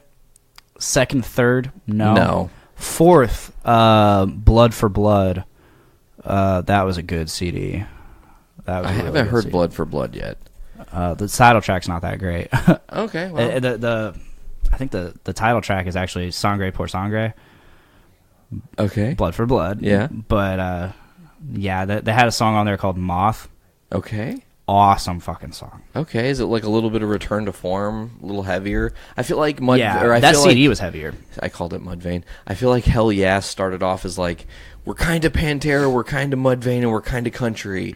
And then they forgot the first two things I said and were just kind of country. Yeah, and the they were just Stampede was totally really like a country, like an outlaw fucking country. I know. I bought it and I didn't. I listened to it once and I was just like, why did I buy this? I feel so bummed. I like the singles off of it, but the CD. Even still, my thing is when I buy a CD, if I'm going to buy an album, you have 4 songs. If you can give me with 4 songs, I will buy it. But I learned lessons leading up to that make me not buy CDs on I like that band. Like I bought Taproot, their first album. Yeah. 1 song. I shouldn't have bought the album. Just listen to Poem once in a while. It's on YouTube. You can find it. Yeah. That's all they had, man. I'm not trying to be shitty, but I'm just keeping it real. So let's get back into you and what's going on. When do you pick up your first guitar? How does that all happen? Obviously, you're watching your friends play. So my mom, she was dating / living with. We were living with this guy named Dave. Okay. And What's up, Dave? He was he was a very well-off person. He owned his own realty company. Okay. Selling farm realty, so tons of money in that. Gotcha. And he was also a singer-songwriter. Along the lines of like John Mellencamp, stuff like that. I gotcha. And so he had acoustics. He had acoustics laying around. He had a couple electric guitars laying around. He had a Digitech RP 150, I think. Ooh, it was pedal. like the bigger one. Yeah. And so right around that time, like when we were living with him, or she was living with him, I was in Delphi, but I'd go to there on the weekends and hang out with my friend Kyle and watch him play. So then I'd be like, well, there's a guitar here. And at the time, like I didn't know what the hell. I didn't know string gauges. I didn't know tunings. I just knew there's strings. You plug it into an amp and you strum, and you put your fingers places. And yeah. Okay, so what did you do? So I plugged it into his amp. Okay. I plugged it into the pedal, and I just strummed and just messed around on like the Enter Sandman fucking Okay. the setting on that. So you kind of just like, you didn't really even know how to make it. You were just making noise. Yeah, basically. Okay. Strumming patterns. Okay. So what? I know I know it's like everybody's first song, and of course, "Smoke on the Water" was the first thing I learned on guitar. I don't know if that was your first song, but what was the first thing you like could play, and you were like, huh, "I just played that fucking song." Like just out of the blue, like I'm just messing around. Yeah, and just like started to figure it out. Yes. Without looking at a tab or anything, just messing around and being like, oh, that sounds like this. Mm-hmm. Wake Me Up When September Ends. Awesome. That's pretty easy. A couple of doom, doom, doom, doom. Yeah. Doom, yeah. And then I looked at Totally. the tab and I wasn't far off. Nice. So you kind of understood tabs right out the gate? You could look at them and- yeah. Is that because of your friends? No, I think I had heard about tabs, but like it just clicked with me, the number and where it's at. Like I get it. Is that I don't understand music. I don't understand notes. I understand tablature. Which is like really basic understanding of music because guitars are so convoluted. Yeah. Later that year, so December of my junior year, I got my first guitar. Okay, what was it? Actually, maybe it was my senior year. I think it may have been December of my senior year. Okay. I convinced my mom, because I since I was obsessed with Dimebag, I would always just search Razorbacks, Dimebag, stuff like that on eBay, see what could come up. Yeah. And so I was very picky about which guitar like I wanted. I didn't want the fucking explosion guitar. I didn't want the shards guitar. I wanted the straight black with the silver lining. It looked like a razor. It looked sharp. You still have that guitar. Yes, I do. It's funny that the two you mentioned you didn't want You had are the two that I had. What the fuck? Dick no, move. I found it on eBay. Okay. I found it on eBay. It was in Atlanta, Georgia. For I think the bidding started at it was like super low, but I was like, Mom, I want a guitar. This is my dream guitar right here, and if I'm gonna get any, like it's super low, can I bid? And would you help me get this? She goes, all right, but you're not going over 400. Like if it goes past 400, you can't. I'm not doing it. So Excuse me. Nice. Nice. Added to So the I get first burp on the Voice of Survival, Right? I think. I've been doing that a lot on episodes. mine. If you listen to episode 15 of Podcastrophe, like it literally starts with a burp because I did not give a shit that day. Podgastrophe? Oh gosh. Yeah. Whoa. But so I start bidding on it. Okay. It starts getting up there, and I'm in school first hour Monday morning, and it's getting up there, and I'm like, this is a class that like we didn't do shit in.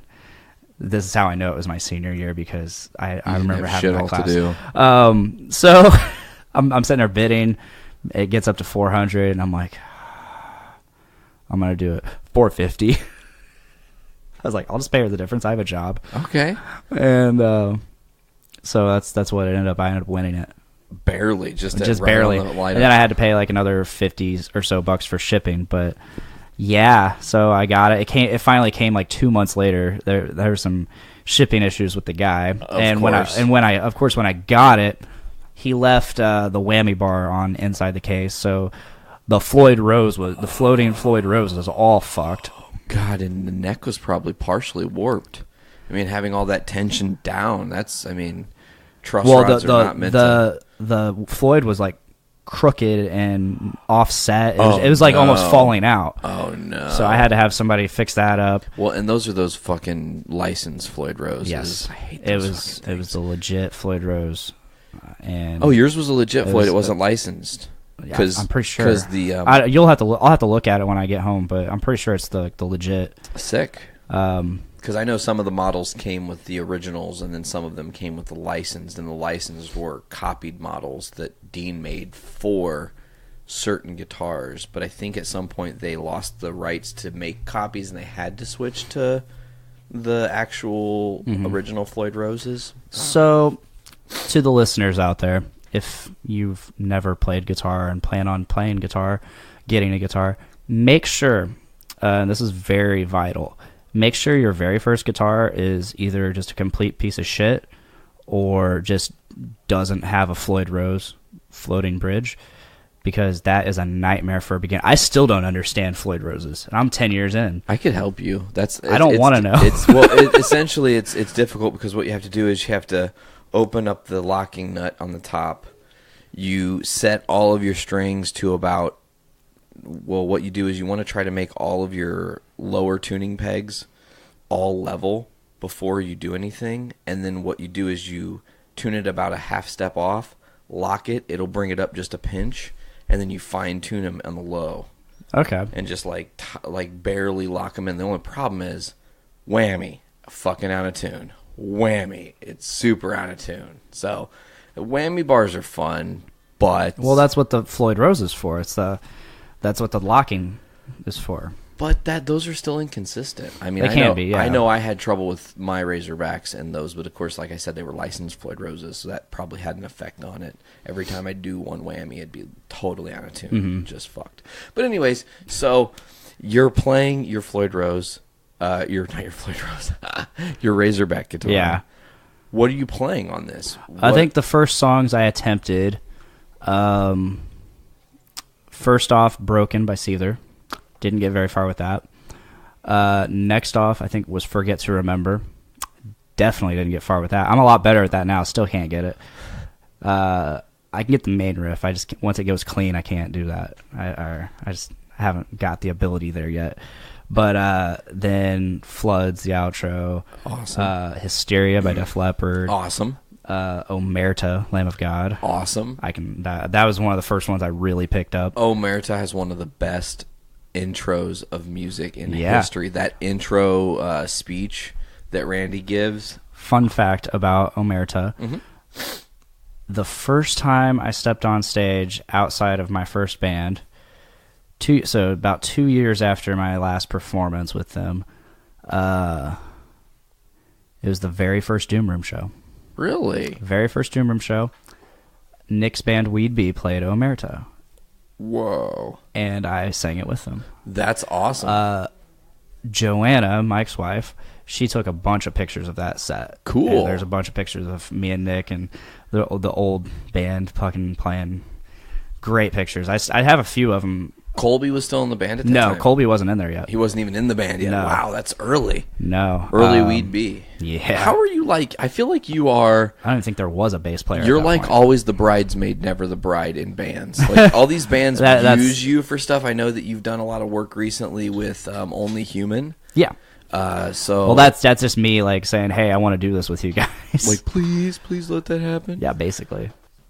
So let's get back to it. You are playing. You're talking about Omerta, Doom Room. Okay, I guess we need to fill that gap a little bit. Oh, there's many gaps. Well, I don't know how, like, how you were like 17, 18 when you got your first guitar. Yeah. 18. When do you meet Doom Room Nick? How does that all happen? I feel Oh boy. your first band is in between that too? 17, I was 18. So that's 2008. Okay. Flash forward, my first girlfriend outside of high school dumps me, and I had already been approached. To sing for a band. Oh, cool. Cody Clem, longtime friend from going to see Narrow House and stuff at the Skylight Cafe in Lafayette. So he's like, "Hey, my band needs a vocalist. I think you should try it out." And I was like, dude, I got school, I got work, I have a girlfriend. I don't have time for it. I've never done anything like that. I don't know what I'm doing. Okay. So girlfriend breaks up with me a couple months later, and I'd already started seeing somebody else, but like, so they're like, "Hey, so that spot's still open." I'm like, "All right, when can I try out?" So I started practicing, and at the time, I couldn't scream at the time. Okay. I hadn't figured out how to scream, but I could yell. Good enough. Really badly. I could do high screams. I could do Okay. really high screams. So like Children of Bodom, like high screams. Yeah, gotcha. Hell yeah. So I go there and I try out with Holy Diver, Killswitch Engage, Awesome. Great cover. and Are You Dead Yet? Awesome song. Children of Bodom. Okay. Fuck yes to both those songs. I fucking killed Are You Dead Yet? Holy Diver being my favorite song at the time. I kicked ass at the screamings, but the cleans, I didn't have enough balls, and they told me that. They're like, "Yeah, you have awesome screams, but you don't have enough balls with your singing." I'm like, okay. So I got the job, obviously, or the spot, and we started Catacresis. Really? And it was a really cool band. It wasn't necessarily a great band for me because it was a really proggy band. That band, you sent me an invite recently to like them, I think, or you like accidentally shared. I think you might have shared something Journey into Comics like on that page. Do you remember that? I think happened so, recently. yeah. I don't remember what we were doing exactly, but I just remember because I was like, Catacresis, who's this? I thought I was like finding some new band that was interested in the network. I was going to try to get them on the shows. Oh yeah, get us on. Okay, get us on. We'll figure you guys it out. are still doing press all these years later. I love that. I love the spirit of that. So I'm in that band. That's my first experience as a vocalist. And A lot of shows, or I think we played maybe 4 or 5 shows total. Okay. Mostly local? Yeah, All local. Okay. The last show they played, I had to work. I'd been at Subaru. I just started Subaru, so I couldn't play. It was at the Animal House in Frankfurt. Another vocalist sat in for me. I guess the guitarist broke a string and all sound issues and all. It was I never had any issues. The end when of I was the end. When I was whenever I played a show, no issues, no sound issues, nothing happened, nothing. I think the first show, like, I was staring at a lyric sheet for like most of it. Oh, I did fuck up. Very first show, we did a cover. Okay. And one of Weedbee's now current guitarists, Tex. Okay. He had a guest spot on our first show. He had a guest spot. And we played Iron Maiden by Iron Maiden. Awesome. Off the album Iron Maiden, covered by Trivium. we did the Trivium cover. Cool. That was from Shogun. Yeah, right? They bonus did that. track. Yep. And remember. Since I wasn't familiar with the song, I got into Shogun like right at that time because we were covering that. And so like I missed my cue to come in on the verse. So I just skipped the entire verse and went into the chorus. And like I'm just standing there like just, bobbing my head, rocking out, and guitarist leans over, he's like, "Hey, did you forget the words?" No, dude, I didn't forget. I just missed my cue. He's just leaning over there talking to me, and he can't hear me. So I'm like, no, dude, I just missed my. You forgot the words, didn't you? You forgot the. He can't hear me. He's just rocking out. I'm like, so I come in, finish the song out strong, kicked ass. It sucked though because I knew there was a bunch of Iron Maiden fans in the crowd, so I'm like, oh my god, why am I covering the song? You felt like out of place. I've done that before. But so yeah, we played. We wrote some pretty awesome songs. I had no songwriting ability. I could write lyrics like crazy, but to put them into song form, not that great. Especially with the music, like I said, they were trying to do like Between the Buried and Me, Mastodon type shit. Okay. Cody, the drummer, who I connected with the most, mostly because I knew him, he wanted to do heavier stuff, but the guitarist wanted to do more Mastodon stuff. Totally. Like crazy, jazzy, all over the place stuff. And that, it just wasn't hitting me in terms of like my writing style. I wanted to write more personal, fucking get feel shit what off my you're chest. doing. Yeah, exactly. And so it was difficult for me. I couldn't find the rhythms for me to put music into it. Anyway, so I get my job at Subaru. Things slowly start to, like, we lose that guitarist because he graduated school, moved out, got a job, and then I couldn't practice as much. And then we're just like, is this still a thing? No. Okay. And which really sucked because my fiance left me at that time, like around that April of that time. So I was like full on, let's do this shit, much like I was in the beginning. Like, hey, I want to join the band. Like, I'm about this. And then she left me. So I'm like, okay, let's go to the next step. I started doing the Nate Phillips thing, making shit on Facebook. I was like, let's make shit happen. Let's promo. I started doing like live playthroughs of my singing on songs, and it's terrible quality and it sucked. But so I was all about it. I started learning as much as I could about like screaming and the technique behind it. Totally. And then I just called it quits. Man, that hurts. And part of the reason is Cody joined Weed B. Oh. Is this okay? So this is founding of Weed B. Okay, he replaced the original drummer. So that happens. You're still friends with Cody. Mm-hmm. You meet Nick. Yes. Okay, so let's talk about that. Initial meeting of Nick. They came up to one of their guitarists needed a guitarist, and so that was like, yeah, you can borrow my ESP. They borrowed that. They came up to my apartment, hung out for a bit. Didn't really talk to Nick. Really? Next thing, they're playing their second show, which was at the Hilltop Fortress on the 4th of July.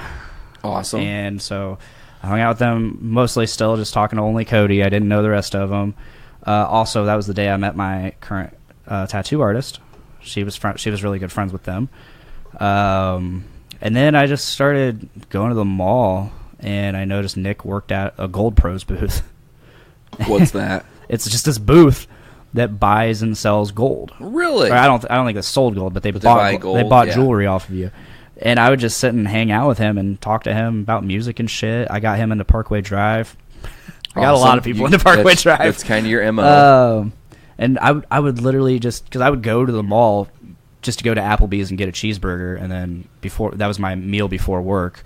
And I was on night shift at Subaru, and this is before I was friends with. I was only friends with Rob at this point from Subaru. Silent Rob. In terms of this group. Okay. And so I would just go there and hang out with Nick for a couple hours before work, and then just and then that budded the Nick and Dick relationship, the friendship. I love it. Yeah. And there was a minute for a while that him and I weren't very close because he started blowing up in every aspect. Like they got the Doom Room because the Hilltop closed down, so that's when we started the Doom Room.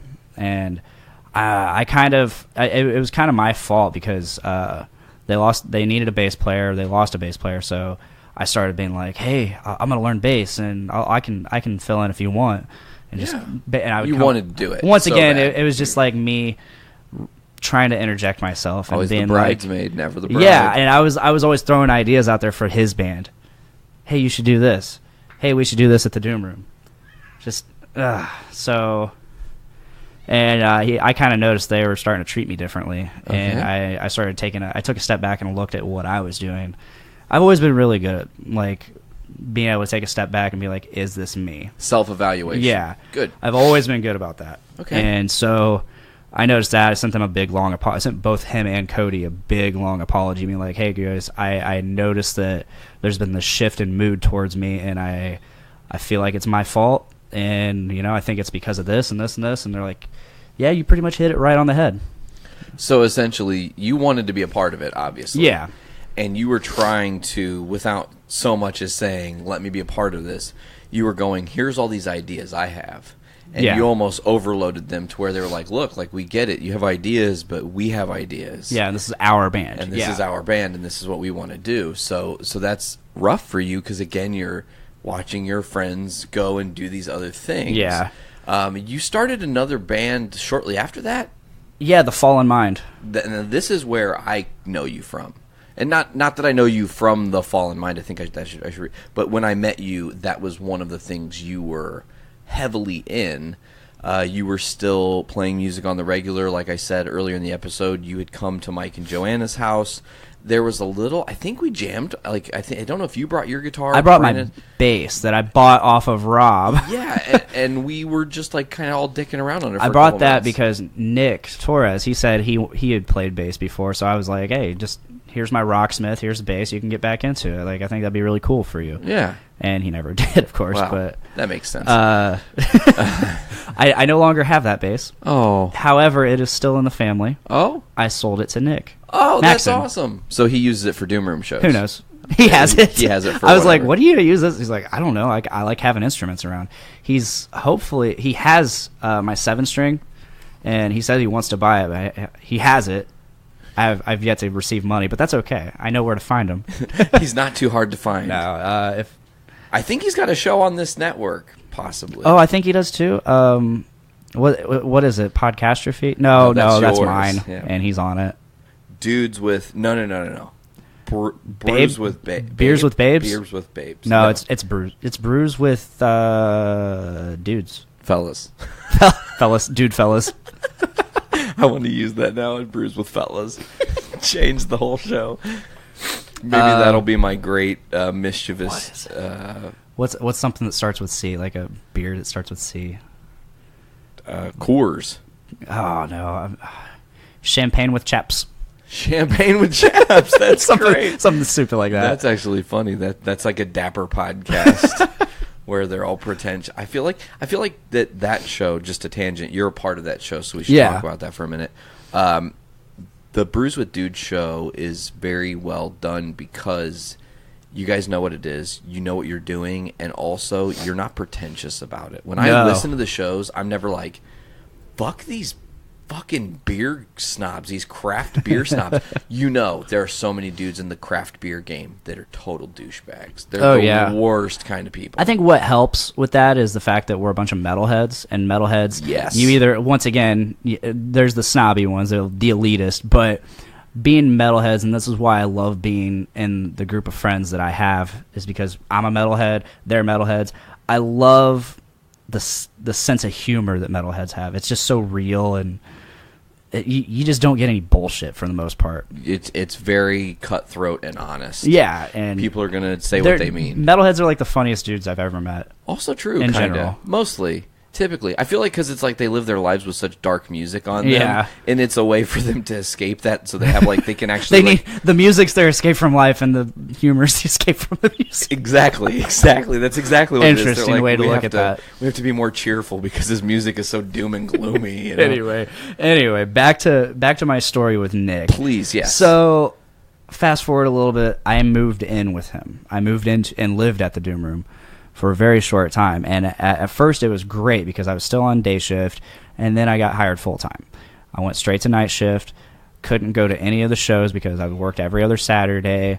I slept most of the day, didn't get home till 2, 3 in the morning. It was like being there but not actually being there. Yeah, and so like the days that I would wake up and at a decent time, like noon, I would just hang out upstairs in my room or on my computer. I kind of like isolated myself from everybody, which is, it just happened. Being on night shift, waking up, you just don't want to deal with anything. You become a vampire. Yeah. I mean, really, man. And it's crazy to look back to that episode, too. I remember, it's funny, sitting at this exact kitchen table, Dick and I had hung out. I think we went to Three Floyds that day. Pretty sure, yeah. Man, it feels like a lifetime ago.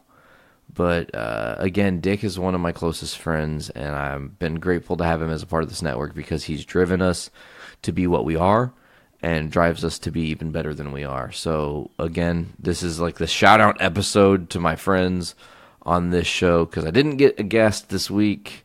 It's my shortcoming, but it's also kind of cool for you guys because you might not have even seen or listened to these older episodes of The Voice of Survival from Season 1 and not even know they exist. And they're some of my favorites. I mean, if they're on the Best of Survival, they have a special spot in my heart for one of several reasons. So, last but certainly not least is the man who, I'm just going to call him out right now, Tyler, the main man, McLaughlin. Like, this dude came in to the game in a weird, he came in through Dick, actually. Dick and Brando worked with him, and they were like, oh, this guy's going to be great. Podcastrophe host. He's been strong on since like episode 12 or so. And, he is a hard worker who really, I think, found a love for podcasting. I don't know if maybe he realized he wanted to or would like doing it, but once he started doing it, it's become something that I don't think you could take it away from him. I think it's something he really loves and enjoys doing. Tyler and I have bonded on several different levels. We are on the brainwave a lot of times. We have a lot of similar opinions and thoughts. Sometimes he is the man of unpopular opinions, and that's fine.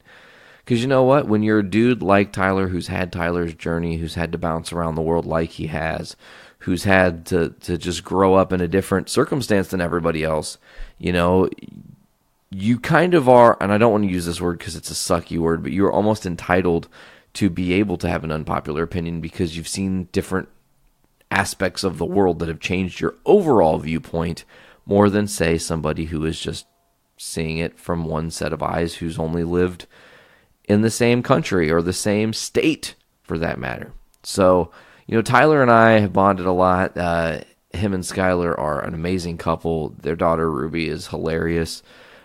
These people are genuine, good-hearted, kind folks who, every time I've been around Tyler, I've had a fun time.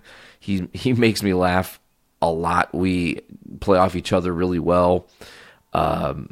He really stepped up, and this is not any offense to Dick, but in a lot of ways, Tyler stepped into Brando's shoes as the guy who is constantly working on solving the problem, constantly driving, constantly has, Tyler is always giving me thoughts, opinions, ideas, viewpoints, how to do things. When we're at an event, he's helpful. He's fucking ingenious when it comes to fixing shit. He fixed my truck when it broke. And, that helped the band tour for like 5 fucking shows before it could get fixed. So, really huge shout out to Tyler. He is an amazing human being who really, if he cares for you, he's going to give you his absolute best. And I think that's one thing that not everybody can say. Sometimes people, you know what, and it's true, everybody has bad days. I can't say that Tyler hasn't had bad days. I've had everybody has them. But Tyler just is such a giving individual, and I feel like maybe he goes underappreciated a little bit, So I want to give back to Tyler, and this is a place to announce it that's different than where you would maybe expect to hear it. It's deep in this podcast. We're probably a couple hours at this point. And Tyler is actually going to be filling Brando's shoes. What do I mean by that? Well, I've been, 50 some odd episodes without a co-host. I did almost a year. I've done a year of Journey into Comics without a co-host. Officially, an official weekly co-host. And I love everybody that I've worked with on the network. But there's a certain chemistry I have with Tyler. So right now, right here, it's official. No denying it.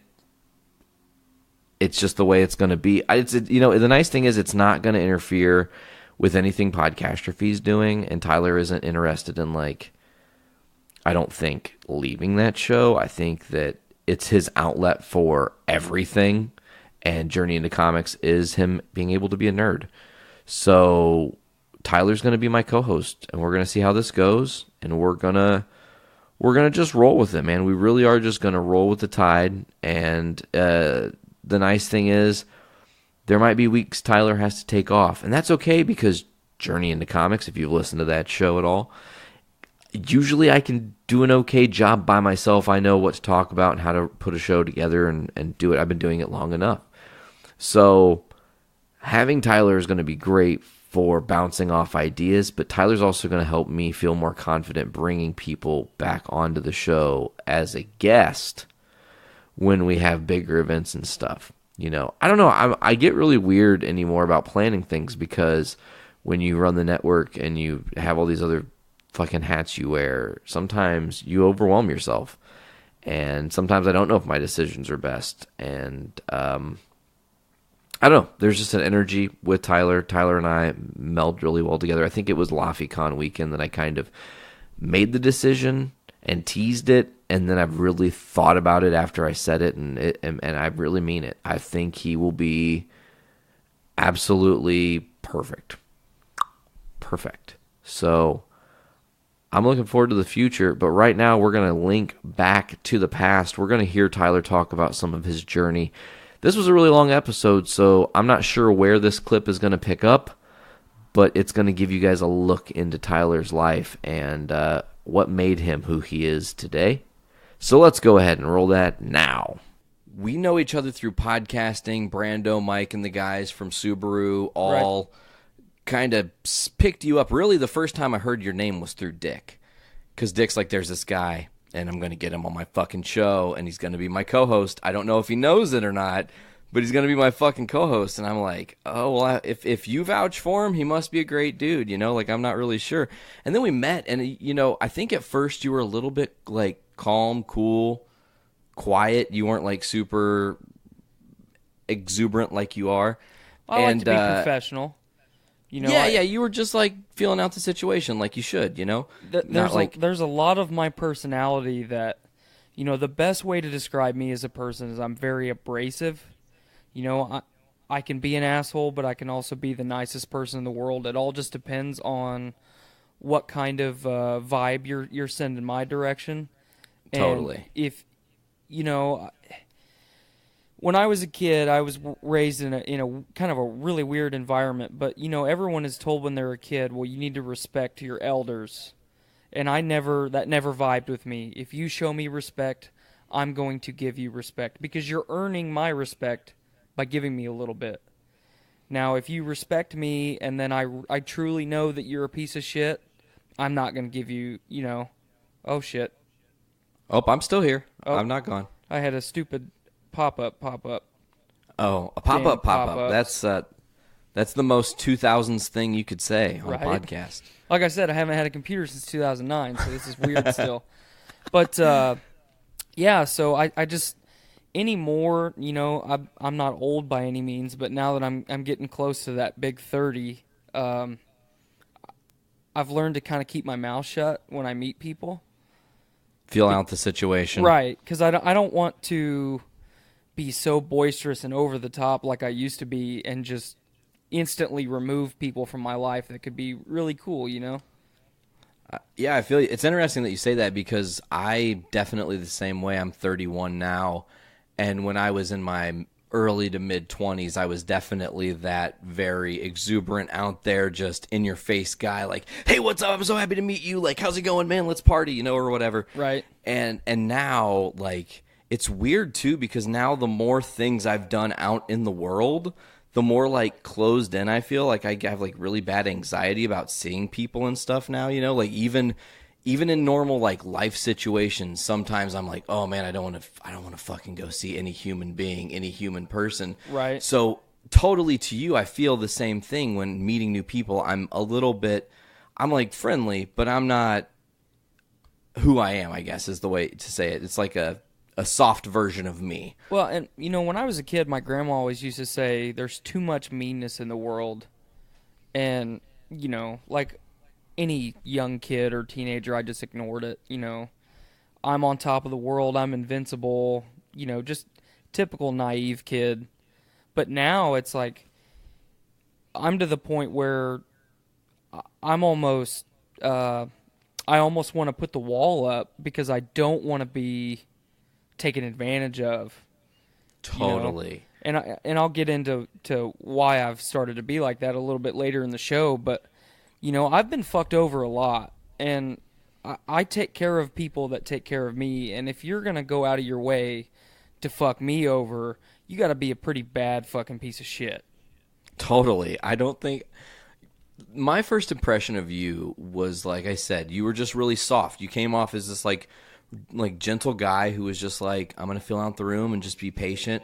But like when we started talking and vibing on nerdy shit, I knew exactly who you were as a person. Right. And it's really cool because you're one of the few people, and not that we have to spend any amount of time on this, you're one of the few people who maybe in certain aspects we don't always see eye to eye, but like I respect the fuck out of you as a person. And like it doesn't even matter because when you say your opinion or your view, you never come across as, no, I'm fucking right. You say, here's how I see it.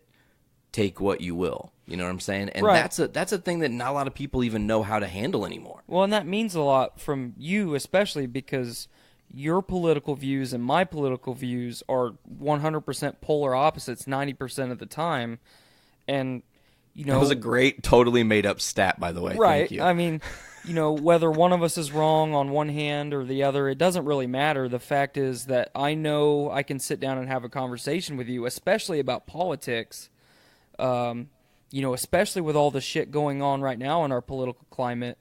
And I know it's not going to turn into a screaming match. It goes back to the respect thing that I was just talking about. Absolutely. If you show me enough respect to let me voice my opinion, I have no incentive to not let you voice your opinion. Unfortunately, I didn't get to be on my own show this week, but I complimented Miranda on her ability to form an opinion and back her opinion up. Because we're to the point now in society where people form opinions, they don't have to justify them whatsoever.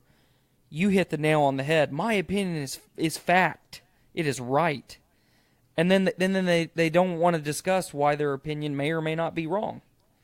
And then really their opinion is like, the thing that I think bothers me the most about the current like climate of the world we live in are headline chasers. People that just post because the headline, and they don't think about what's in the article, or they don't actually read what's beyond the text, because sometimes those headlines are so misleading. They are clickbait for a reason. They are trying to get you in their visual so they get numbers. It's a fucking game. We're all playing it. Yep. And I'm guilty of it just like anybody. A lot of times I'll read clickbaity headlines, and then it will make me chuckle, so I'll share it. And then it's like, oh, shit. Didn't read between the lines. Yeah, fuck. I'm contributing to the problem because I'm doing exactly what I'm bitching about doing, Yeah, and sometimes people can get caught in that thing where, like, I share stuff sometimes and I don't say anything because I don't even have an opinion yet. I just want to see what everybody else's fucking opinion is and see, like, what the view is really in our world. Because sometimes I post stuff that's like, you see crazy videos and you can't believe half the shit you see. I mean, sometimes you can, but other times you can't. And I'm a part-time conspiracy theorist, I think. I'm definitely not full-time. Right. So you have to be leery of everything, but I just try to, like, one thing I again appreciate about you is you definitely bring facts to back up what you're saying. I try like, Go to here, anyway. read this. And I love that. And another thing that's cool is that, like, the reason that your opinion is how you see it, and I will never be able to change that, and vice versa, is because our journeys, and this is the whole reason for the show today, our journeys are so different. Right. You've lived a life that I literally, in no chance, could ever imagine going through. Like, I don't even know your full story, but the bits and pieces I've got from listening on Podcastrophe, because I'm an avid fan of that show, I don't give a fuck that it's on my network. We always appreciate the Pod Daddy coming and blessing the show. Man, yesterday I got caught up. I watched the whole entire live stream because I was so baffled that Miranda was on, and she just slayed across the board. Yeah, Miranda did a good job. Like, I don't mean to just like all of a sudden offshoot brag. That's not why we're here. But where does your journey actually like start? I guess is like, are you born in Indiana? Is this just a happenstance of a place you ended up, or? So I was born in Augsburg, Germany. My mom and dad were both in the service. My mom's from Lafayette. My mom's family's from Indiana. My dad's family's from Virginia. And so my parents met in the military. I was born at the hospital my mom worked at in Germany. I lived in Germany for almost 4 years, and then my parents decided to split up. And during that time frame, my mom and dad both had to PCS back to Virginia. So that's a personnel change of station. So normally every 3 to 5 years, the military forces you to move. You know, if you want to be promoted or continue your career, like, here, move here, and then Go up the ladder. You're literally going up the ladder Right. by where people open up the position. Correct. So, and it keeps you fresh in your career. That's why they do it. But anyway, so we went back to Virginia, and then my parents split up. My dad decided to stay in the military, and my mom got out. My dad actually won full custody of me, and the judge that presided over the case gave my mom no contact. So my mom was to never see me again, ever, because my mom's a piece of shit. And so my dad, being a single parent in the military, going back overseas, possibly being deployed, you know, there was during that time period, it was the Bosnia, Kosovo, you know, it was the Clinton administration, so we were doing everything in Eastern Europe that we could. And then obviously right after Operation Desert Storm, so we've got to manifest destiny everywhere. Exactly, And, yeah. So my dad gave my mom joint custody, agreed to joint custody, knowing that my mom would dump me off on her parents, knowing that I would have a safe place to live where I could get a good education, and then I would just spend half of the year with him. So I'd do 50-50. Okay, so he ultimately, for you, probably made a tough choice that fucking wrecked him. I mean, you're a parent now. I'm sure you emotionally envision having to make that same kind of decision. And Right. It just is not even a thought. You can't even think Well, like and it's that. one of the things that I preach about on Podcast Free, just when I talk about people, just the American populace, our quality of life, why we are the way that we are. And one thing, you know, Blaine 2 weeks ago on the show talked about how when he was a teenager, he was already thinking about getting married and having a family. And I think I started to go down my version of that, and I got sidetracked. But when I was a teenager, it was the complete opposite. It was, I don't want a family. My view of family is very different than most people's, just because of the way that I was raised. And I'm going to guess you have more of a pack mentality. It's Right. not necessarily by blood. Nope. It's by your pack and who you can trust. Yes. I fucking Family yes. is not tied by blood. Your family is who you choose your family to be. I think there's a great quote, and I've definitely used this as my mantra my whole life. Blood makes you related. Loyalty makes you family. Absolutely. And man, like you can't speak truer words, because I mean, your journey. It's funny because I'm learning your journey. You full custody with your dad, single parent. I had full custody, or my dad had full custody of me, single parent. Like totally different paths. So because your dad's like being a fucking superhero essentially, and going and like fighting for our country. And he makes this decision like, okay, we're gonna get joint custody. Were you old enough and aware that was happening? No. And like, so you didn't even have a fucking say. I was had already no idea. Okay, I guess that this is a tough question, but back it up a little bit. I'm sure we're gonna learn more. But you said that your dad gets full, free, and clear custody because your mom is, quote, a piece of shit. what defines that, and what things are going on? That is this maybe things that led to their divorce? Is the person she is and that type thing? So my dad describes my mom as the best friend and best drinking buddy he ever had. Worst mom ever. That's not his exact words, but the first part of it is. So the perfect story, my dad would talk about, when I was a teenager, he would talk about, my dad won Soldier of Europe like 3 times in his early career. My dad was pretty well respected in his community, and my dad would work really long hours and come home, and my mom would be passed out on the couch, and I'd been screaming for hours, or she had been, like, my dad would work, if he would have night duty, he would come home at, 5:30, 6 o'clock in the morning, and my mom had been binge drinking all night, and then my dad would have to stay up all day with me and then go back to duty that night. So my dad was pulling, pretty much 24-hour days when I was a real little kid while my mom binge drank. And, as I got a little bit older, she would, like, steal my Ritalin and shit like that. Just not and my mom is not a bad person. Later in life, I reconciled with my mom for a couple of years. After her 7th DUI, she got clean. Miraculously got her driver's license back, which doesn't make any sense, But I thought 3 strikes and you were out, but that's for another time. Yeah, fair enough. But so we reconciled. She got clean, and then, not even a year into us actually being in contact again, she started drinking again, and I was like, you know what?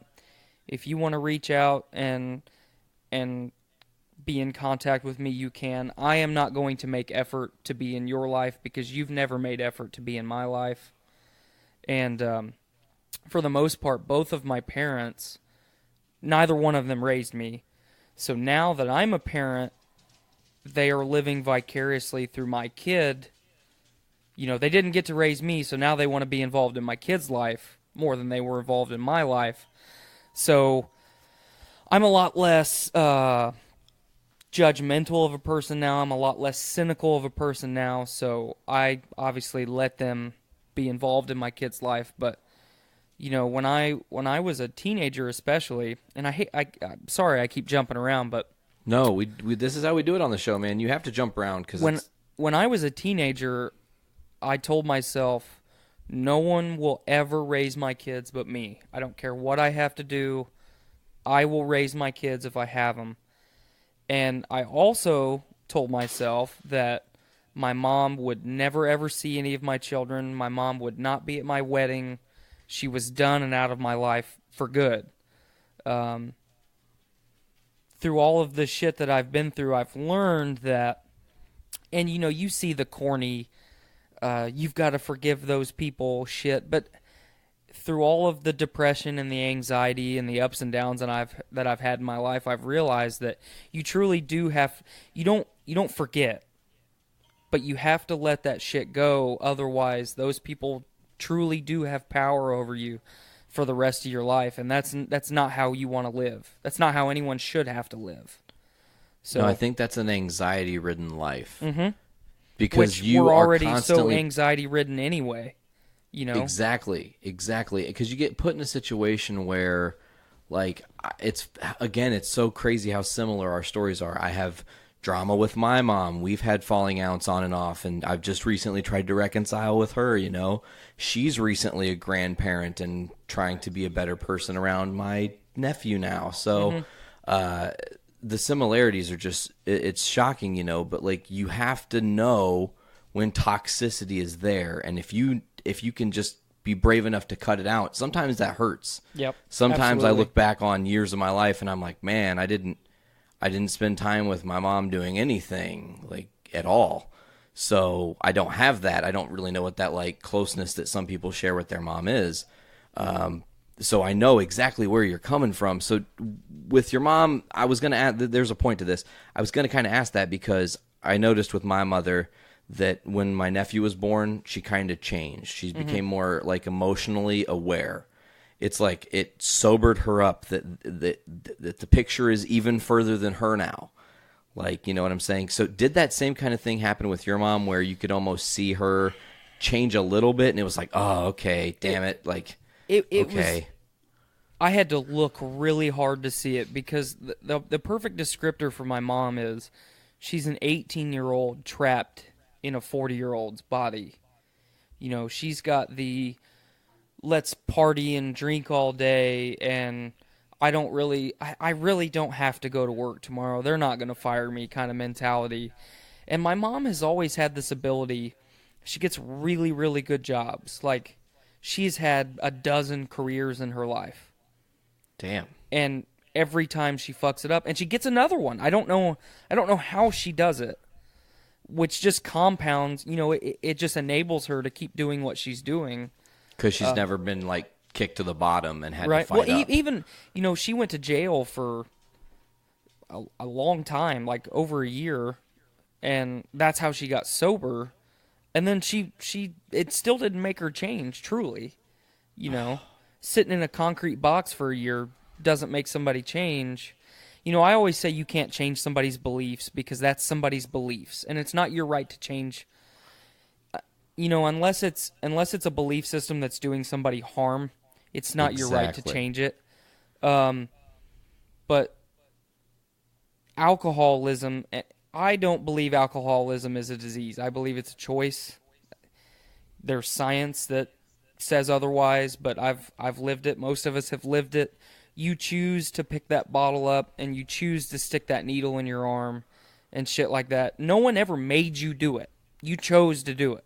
You opened the door to addiction, you know. So, and there are telltale signs of people early on, and I'm sure we'll get into this, it's telltale early. I could tell you people that I know in my life who have addictive personalities. Like, for example, it's going to sound totally mundane to start, but Dick from Podcastrophe. God help him if he ever got hooked on a hard drug. Yeah. Because guess what? He would be addicted. Oh, yeah. And he would not have any way out. Nope. You know? But he's smart enough not to make the fucking choice. That's right. He goes, you know what? I think that would be a pretty stupid fucking move for me to do. And I'm the same way. I am exactly the same way. Exactly. So, okay, back where were we at here? We're going to backpedal to...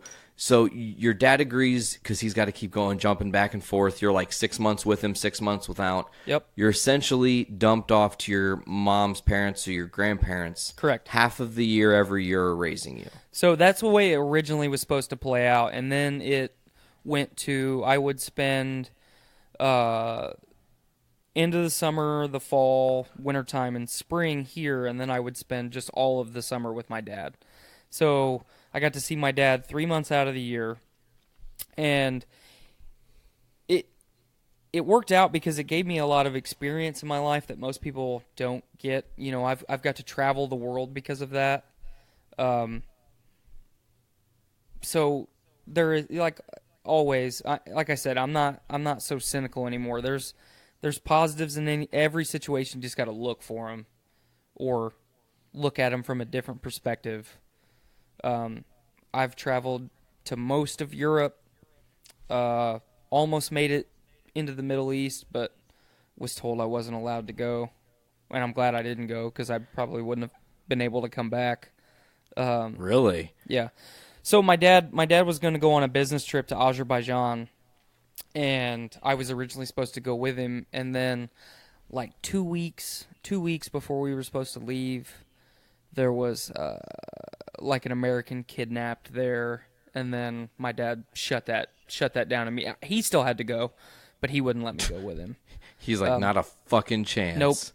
You know, when you're a white American in the Middle East, you're very easily recognized, and then when you have children with you, that makes you that much more of an easy target. You know. Absolutely, it's a vulnerability. Right. It's much like the ideology of the supervillain. You know, easiest way to kill the hero is through people he loves. That's right. So you attack people where they're their weakest. Man, so he says, no fucking shot. We're not doing that. Nope. He goes and comes back successfully. Right. I'm guessing. Yep. What did you do in that time, did you have like a sitter or somebody that was? I mean, you were with him. I hung out with my evil stepmother. Ooh, I didn't know you had a stepmom. I have an evil stepmother. Still She's to not this so day? evil anymore, but when I was a kid, she was evil. Actually evil, or just mean because she didn't let you have your way? Actually evil. Okay, let's hear about it. Let's break it down. So my stepmom, she's from East Germany. So she grew she grew up on the eastern side of the wall. Her dad was a Nazi. Whoa. Yep. Holy shit. He's actually a really cool dude. You've met him? Yeah, I've met him. He's a really cool dude, and it gave me an interesting perspective because, you know, we learn so little about true history going through school when we're kids anyway. When you actually get to meet someone from a different time period, that's celebrity's a bad word, like that has some notoriety. You know, anybody that's a fucking Nazi's notorious. You know, you think about a Nazi today. Well, your first inclination is, well, they're bad fucking people. Well, some of the Nazis were just soldiers doing what they were told. Now, that doesn't justify what they did. Totally. But I get what you're saying because, I mean, there are people now currently. There was a guy, he was the head of ICE, the immigration. I don't remember. I don't know what the fuck it means, or can't remember right now. But he resigned today. Oh, really? Because he's like, he can't, you know, he couldn't spread the falsehoods of this administration anymore, is how he worded his resignation. So, yeah, back to it. So, he wasn't at, you know, concentration camps or anything like that. He was just more one of the guys. Yeah, he was just doing what he was ordered to do. But yeah, you know, when I was a kid, I had some really cool conversations with that guy. But back to my stepmom. So she grew up on the eastern side of the wall, which was Russian occupied, not a very good place to live. You know, people from East Germany were trying to move into Western Germany every day, and they would be shot, you know, trying to cross the wall or and there's a place in Berlin called Checkpoint Charlie. It was the American kind of post that was set up to divide each side of the wall, and then, I mean, because we were still doing shit on both sides of the wall. So the Russians had to let us in. We had to, you know, back and forth. But there's a museum on each side of the wall in Berlin, east and west. And the Western Germans grew up in prosperity, and you know, it was still rough post-war, but they had all of the Western privilege. And then you look at, if you go over to the museum for the eastern side, they grew up in extreme poverty. The Russians treated them extremely bad, you know, because they were just killing them not that long ago. So it's a really, if you ever travel abroad and you ever go to Germany and you go to Berlin, the first thing you'll recognize is Berlin, 90% of the city's covered in graffiti. It's kind of a shithole. But there's sections of the Berlin Wall that are still standing, and that's important because that's something that we need to remember. You know, we divided a nation for fucked up reasons to punish them for all the fucked up shit that we did, or that they did, and then half of them had good lives and the other half were basically slaves, you know? Yeah, and it's crazy because I remember when I was in school growing up, you would hear that there were the stories of people like hiding under the car to try to get from one side to the next and shit. And so your stepmom had kind of lived through some shit, actually. It hardened her. She was really little for the majority of the Russian occupation, is how I'm going to word it. But, you know, when she was a teenager, there was still, the wall had came down when she was a teenager. Or, you know, shortly in her late teens, the wall came down. So there was still, I mean, it was still, East Germany was still shitty. So she had a rough childhood, and then when she met my dad, my mom, who is batshit crazy, was threatening them and trying to do shit to them all the time and threatening my dad. And my stepmom hates my mom to this day. and she took that out on me as a kid. So resentment by proxy, because she couldn't physically show her disdain for your mother to your mother. Yep. So and she you took it were a out on me. representation of your mom. Yep. So, and while I was there, I took time away from her.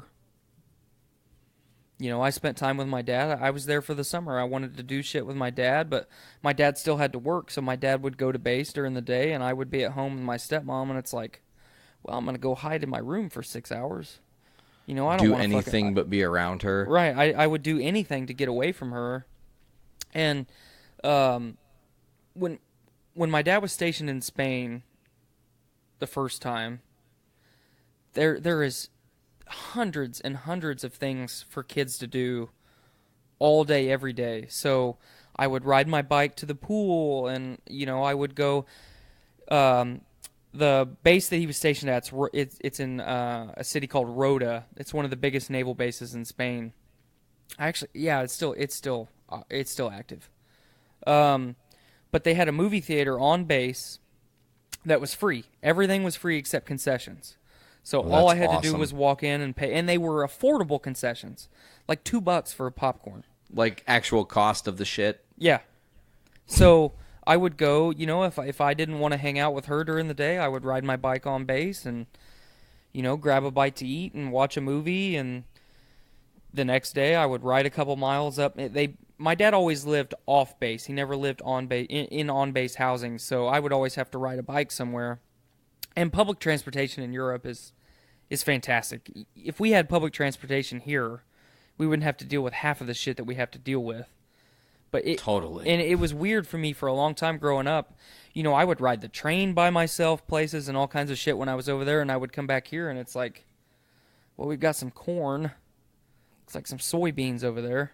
Looks like and that guy's some more doing corn. meth.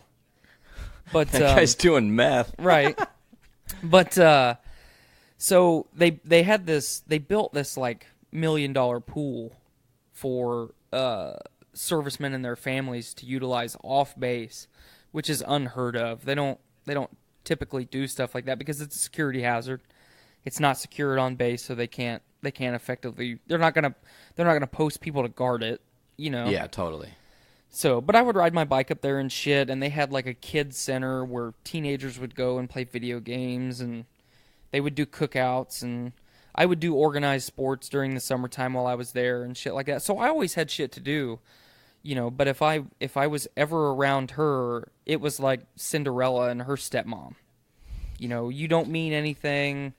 You're just here for a little while, and then you'll be gone again, and your dad will forget about you, and that wore on me for a long time when I was a kid, because my dad, one thing that I can never take away from my dad is my dad always gave me the choice. I could move and live with him full time anytime that I wanted to.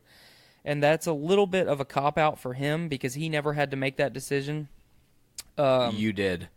He put that decision on me, which a child should never have to make that kind of decision. They should have the ability, but they shouldn't have to be made to.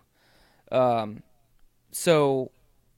And once I became an adult, I told him why I never, he knew my stepmom and I didn't get along, and he knew the whole story behind that. And I told him when I was a teenager, I said, I'm never going to make you choose, but I'm never going to let you forget how she made me live or how she made me feel, whenever you weren't around. And whenever I was there, they would fight a lot. It put a lot of stress on their marriage for a long time. And I wasn't doing anything, I was just there. It wasn't like you were getting into trouble. No. You just existed, and that was creating tension for her. I mean, I always got into trouble, but I was smart enough to never get caught. So, I awesome. Yeah, right. But, so, kind of lost my train of thought. So I told him I would never let him forget how she treated me. But then I sat him down a couple years ago. I went to visit him. He lives in Houston, Texas now. I went to visit him for 9 days. And she and my younger sister were both in Germany visiting her family. So I had my dad for 9 days straight. It was just me and my dad, and I've never had that. My entire life, it's never just been my dad and I for a very long period of time. So we got to, drink good booze and relax by the pool and really hash some shit out. And we got on the topic of me growing up here, and he said, "Well, you always had a choice." And I said, "I always had a choice, yeah, but you don't know why I never made the choice besides my stepmom. My mom obviously wasn't involved in my life. My mom's dad passed away when I was 10. I watched him die, which was really fucking tragic when I was a kid, because that was my dad. Yeah. I have two dads and I have one mom, and that's my grandma. My mom is not my mom. That's Amy. But my aunt, who's my mom's oldest sibling, she filled that mom role for me whenever my grandma couldn't. I bounced around from my grandma's house to my aunt's house, back and forth. My aunt never had kids, so one of my sisters and I were her kids, because my mom obviously wasn't going to raise us. And my grandma's old, so, you don't want to put... My aunt wanted to help and didn't want to put all that on her, and then having us would be like having kids, So if I would have left, it would have left my aunt and my grandma by themselves. They wouldn't have had... After my grandpa passed away, my uncle, he was the only testosterone around, Everything kind of... My grandpa was a wonderful man, very respected in the community, could make gold out of anything, but he was very bad at managing money. So when he passed away, he crippled our family just by not being there anymore. In plan. So that all of that weight fell on my uncle's shoulders, and it wasn't his responsibility, and he stepped up and did a lot. But if I would have left, it would have just been my aunt and my grandma, and then they wouldn't have had anybody to take care of. And that's why I always stayed here. And I've always hated it. You felt an obligation to them to keep them together, because without you, it all could have fallen apart very easily. Well, and they raised me when they didn't have to. It wasn't their responsibility. So, when I got out of high school, my plan was to enlist in the military and go down the same path that my dad did, and most of the men in my family have. And I was going to have a long career and retire when I was 40 and smoke cigars and drink beer and be retired. And then right when I got out of high school, my grandma got really sick. My younger sister got really, really sick, almost died. So I decided to put my college aspirations on hold, my military aspirations on hold, and go to work so I could help take care of them. When I was getting ready to my senior year in high school, my sister just started losing weight all of a sudden, and I figured, oh shit, Chloe's going through puberty, she's a teenager. And then one day my aunt called me and said, well, Chloe's in the emergency room. Well, what's wrong with her? Well, they don't know. And then, later on we found out that my sister had juvenile diabetes. So, whoa. Just overnight became a type 1 diabetes. Well, not overnight, but, none of the doctors had ever noticed any of the signs, never had any, not even no an inclination idea that it was coming. Right. So, and then fast forward a couple years later, she's also got a rare genetic blood clotting disorder that only like 1% of the entire world's population has. So she almost died from that too. It's extremely clots. Do what? It has the extreme tendency to clot. She's susceptible to blood clots often. And they're in her lungs. It's always in her lungs. So she's got to be taking blood thinners constantly. Mm-hmm. Yep. Totally. And on top of being a type 1 diabetic, So, I've had nothing but good health, and my sister's had nothing but terrible health. Yeah. Genetics are weird, man. They are really weird. It's interesting to think about, because you can never prepare for what your body is going to do before your body has prepared to do it. Right. It's going to happen. Like, we're all on this path, and like some weird shit's gonna happen to my body someday. One of my balls will disappear or something, something strange like that, and I'll be like, oh God, case of the missing nut. It's funny to laugh about, but it is the truth of it. My good friend Travis that I did the Voice of Survival with, that is normally one conversation that I just know we don't talk about death and the end of our lives and shit like that, because he gets really down and paranoid about it. And I say it now because I'm the big tough teenager again. It's gonna come for us all. It's a part of life. But as we get older, it's fucking scary to think about. Like, it is. These vessels are temporary, man. Yep, they are temporary. Me and one of the guys I'm friends with around here were talking recently, and he was like, I feel like it only makes sense that our, like, the essence, the human spirit, is being harvested from this vessel, because energy is only ever created, it can't be destroyed. Right. So what would the purpose of our bodies be? And I feel like if that idea is true, it's like everything you're doing, everything I'm doing, our quote-unquote karma points are building our overall essence, so that energy, when it's released, does something. I don't know what the fuck it does. Goes to the sun. It makes us last for 1 billion years. Who the fuck knows? But to speak on that episode you did with Travis, man, that episode got me. And I'm sure it was hard for you to listen to that while you were talking to him, because you are also very close to your father, and his story is just like extraordinarily tragic. Yep. Extraordinarily. So it's just like, well, and it mirrors, my experience with my mom's dad, because, and I'll tell that story right now because it's the perfect time to do it. So, when I was a kid, my mom's dad gave me everything. I was another one of his kids.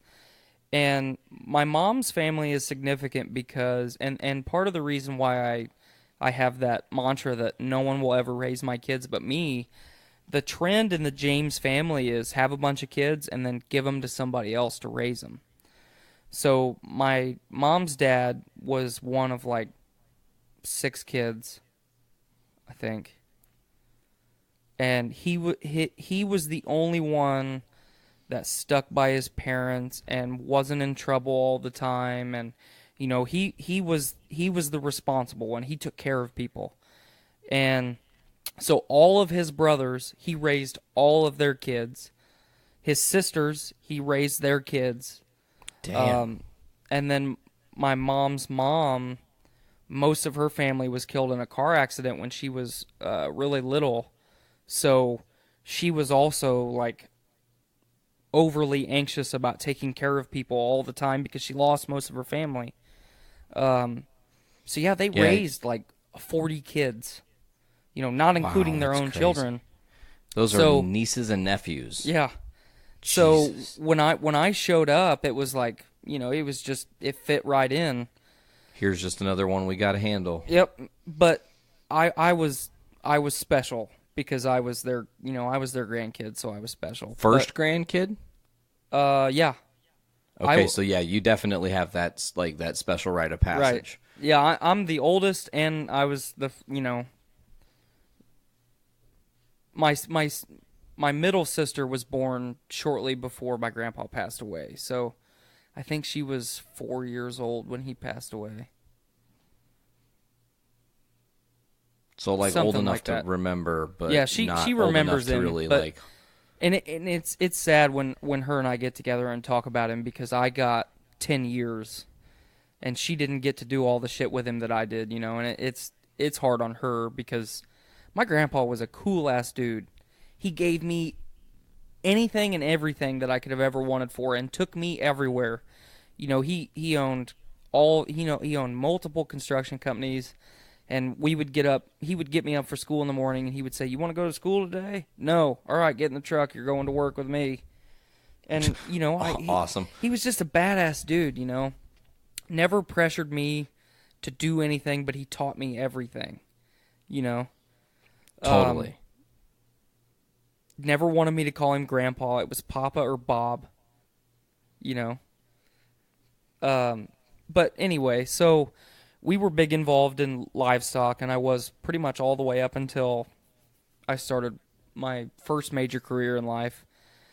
But I begged him and begged him and begged him to saddle this pony that I had for me. And he didn't want to, and I kept begging him, and I kept begging him, and I kept begging him. And he did, and I rode that horse for like 10 minutes. And I said, all right, I'm done, and I made him do everything, put the horse away. My grandma was fixing dinner, so we walked back down to the barn, and we ate. And he's like, I don't feel good, I'm not going to eat. And then he went and sat down on the couch. You know, and I'm just inhaling my food, stuff in my face. Oh, yeah. And I look in the living room, and my uncle is in there, and he yells to my grandma to call an ambulance, and I hear my grandpa say, I think I'm having a heart attack. And he'd already had 2. Oh, so shit. my grandpa had a heart attack when he was really young and decided to quit smoking. And then he had another heart attack in his 40s, or in his late 40s. And then he decided to get healthy and lose a bunch of weight. And then that night, he was 67, he passed away on the living room floor. Oh, man. man. And for a long time, I blamed myself for it because I made him do all that shit right before he had a heart attack. So it was like I was the straw that broke the camel's back. But for a long, it's still really tough. I don't mind to put that guilt on yourself as a kid, though. Yeah, I don't mind talking about it because I've accepted the fact that it wasn't my fault. You know, it was his time to go. You know, when your heart has already failed twice, you know, it's statistically rare for you to come back after a third one. You know, there's people that do it, but that's not normal. But I basically watched my dad die, you know, in my living room floor. So that was I didn't go to school, I think, for almost 3 months. That's fucking traumatic, right? Genuinely. And I remember there were kids at school that were talking shit about me. Well, he's just staying home so he doesn't have to go to school. And it's like, I look back and think about it now, and it's like, we are a shit fucking species. You know, yeah, we are. We are no compassion. The best fucking thing that could happen to this planet is if our species was eradicated from the earth. I love being alive. I love having kids and procreating and doing all that shit. But the best thing that could happen to us, or happen to the earth, is if we were just gone. We're pretty awful things. Yep. But we can also be. I think that's the one lesson I always say is I just want the world to learn compassion. If you can see other people's viewpoints, it helps you to appreciate everyone's viewpoints, and then you can understand the bigger picture. I think. Well, you have to be willing to look at other people's viewpoints to start with. I think that's the biggest problem.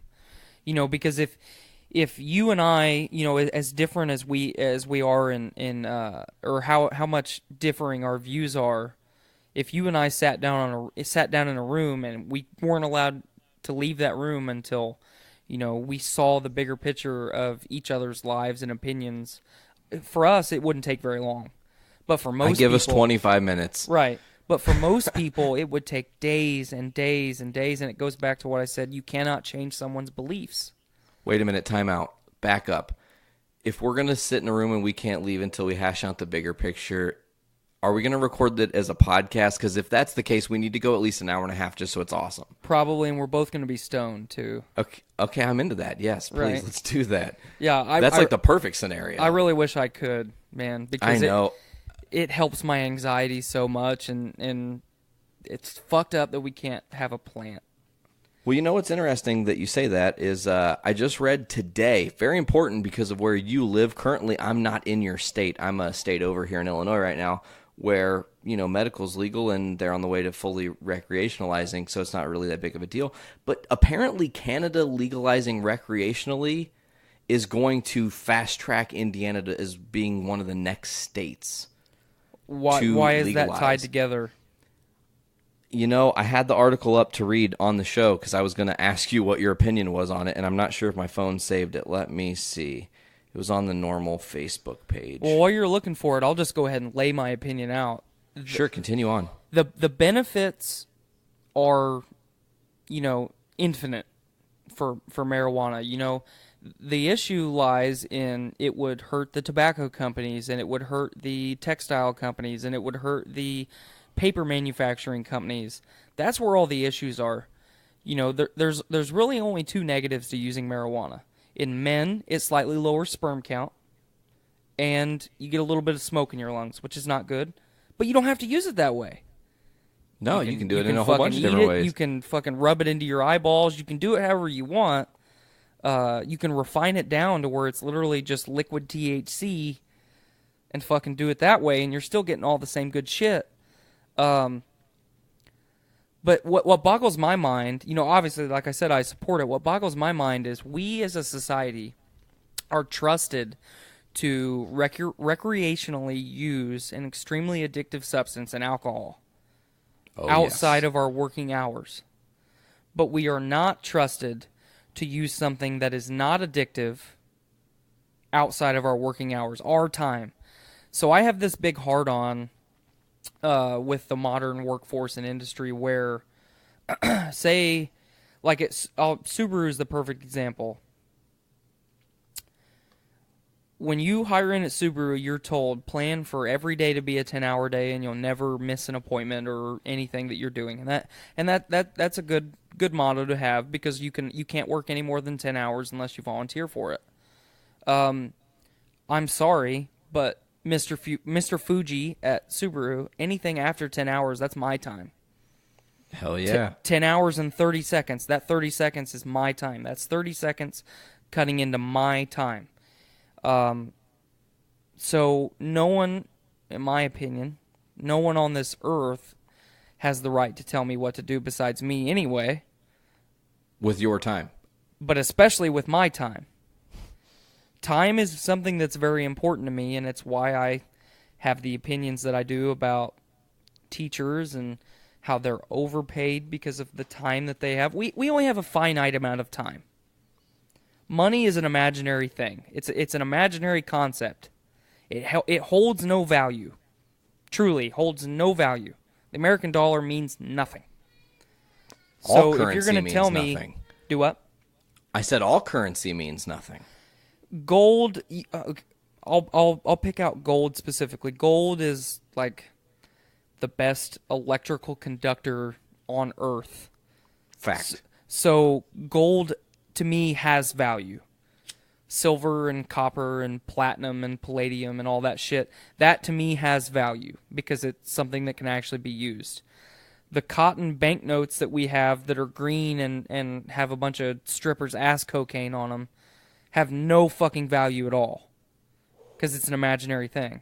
All of the stripper ass cocaine. Right. You're right, too. It's gross. Right. Don't lick $1. No, hell no. You might get HPV from that $1. That's right. But so time is so much more important to me than money. That's why I left my previous job. Does Subaru count as previous?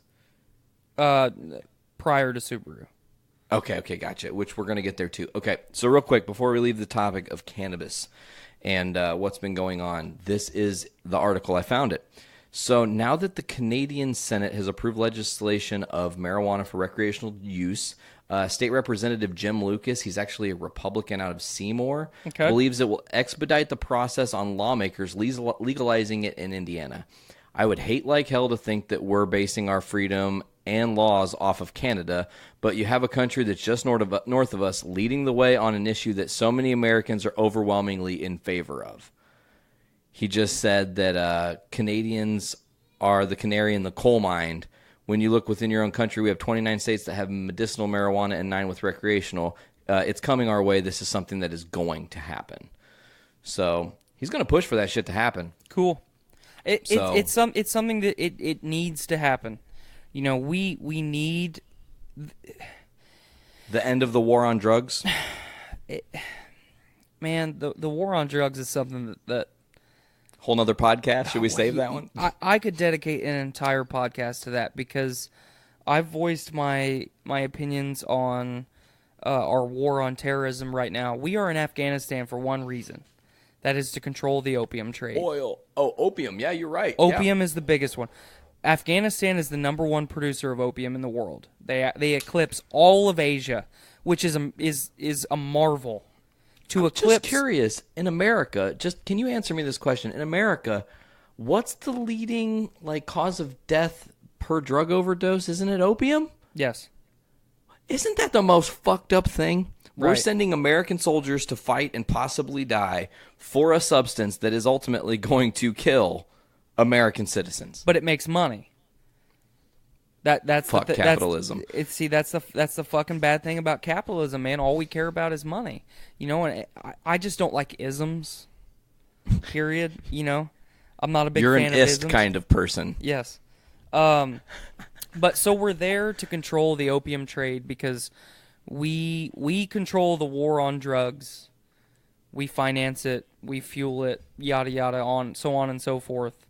But we also have the largest pharmaceutical industry in the world. We have the highest population of people dependent on the pharmaceutical industry in the world. We have to have it. That's why we went there. Yeah. The oil and I think they have like a huge lithium reserve, I think. Afghanistan, I can't remember off the top of my head. I think Afghanistan has an enormous lithium deposit somewhere out there in the desert full of shit. But the opium is the important part of it. We don't give a shit about the resources. Those are just a bonus. We're there for the opium. Okay, so back at it. Let's see. Where were we at in your journey? Okay. Your grandfather, Bob's passing is a traumatic experience. Yep. And there's something that, okay, at 13, it wasn't the same. This is not the Peter Quill comparing dicks and what tragedies we've had. Right. But at 13, I know that experiencing death in my family by my uncle being killed by a drunk driver, it was extremely traumatic to me. And to this day, I have PTSD stuff from that where I am affected by the littlest thing can set me off, you know? Long term, now that you're an adult and you've lived actually more of your life without him than with him, are those long terms for you still there? Because I feel like you were, being at the heart of that situation, being right there on, like, in it. You were in the fucking thick of it, watching it go down. It's got to be impossible, right? I mean, it's an impossible thing to escape. I can't even imagine how you did it. So it's kind of corny, but like there's been a couple movies in the last decade where people talk about loss and they say, well, I can't remember their face. You know, it's a corny thing from a movie, but for a long time, I think I just repressed it all. You know, when pretty much from that time forward, I was just an asshole. I didn't give a shit about anything. You know, I carried that anger from my mom and my dad not raising me and everything that was going on in my life, losing him, troubles at school, you know. Excuse me. I carried all of that forward into high school, and then after high school, I was just a terrible fucking person to be around. I was a fun person to be around, but if you didn't fit into my status quo, I shit on you. You know, my dad says that our family has this ability to hurt people's feelings forever, and I fucking did. That's awesome. I was the Billy Madison. Amazing reference. But you know, when he becomes an adult, he starts checking people off of his list that he reconciles with and admits to being a shithead. And I had to do that a couple years ago. I had to reach out to some people because, you know, though there was a lot of people that I was very kind to and I was very supportive of when other people weren't, I was a fucking dickhead to everybody all the time. And that's part of the reason I did organized sports, because I could let out a little bit of that frustration in a organized manner and not competitive manner. Yeah, competitive. Yeah, it was tackling fuel, as Bobby Boucher would say. Yes. Oh my God, you with these Adam Sandler movie drops. Yeah. This is amazing. 2 for 2, Waterboy. I was a teenager, yes. Man. I was ready for the chlorophyll, but so yeah, I was just anger. That's what it did to me for a long time. And I mean, you can ask my wife right now. Up until about a year and a half ago, I was a fucking terrible person to live with because any little thing at all that didn't go my way would just, I mean, it was like dropping a nuke on somebody. I would just explode. It was just pure rage all the time. I think that is definitely repressed and bottled up things that you probably are learning as an adult to deal with. Mm-hmm. Things you're having to come to grips with as you grow older, and as we were discussing off air, there's only so much time. Time is limited, so you have to just like kind of prioritize. Okay, I've got to get my shit in order, so I'm not feeling this way constantly. It's interesting because I feel like I know we aren't that far in your journey yet, but I feel like in some ways podcasting has helped you break away from that as well. A little bit, a little bit because I always have something to say about everything. You know that as well as anybody that listens or watches the show. I can talk about anything and everything all day long. I love to speak. And it's not that I like to hear myself speak.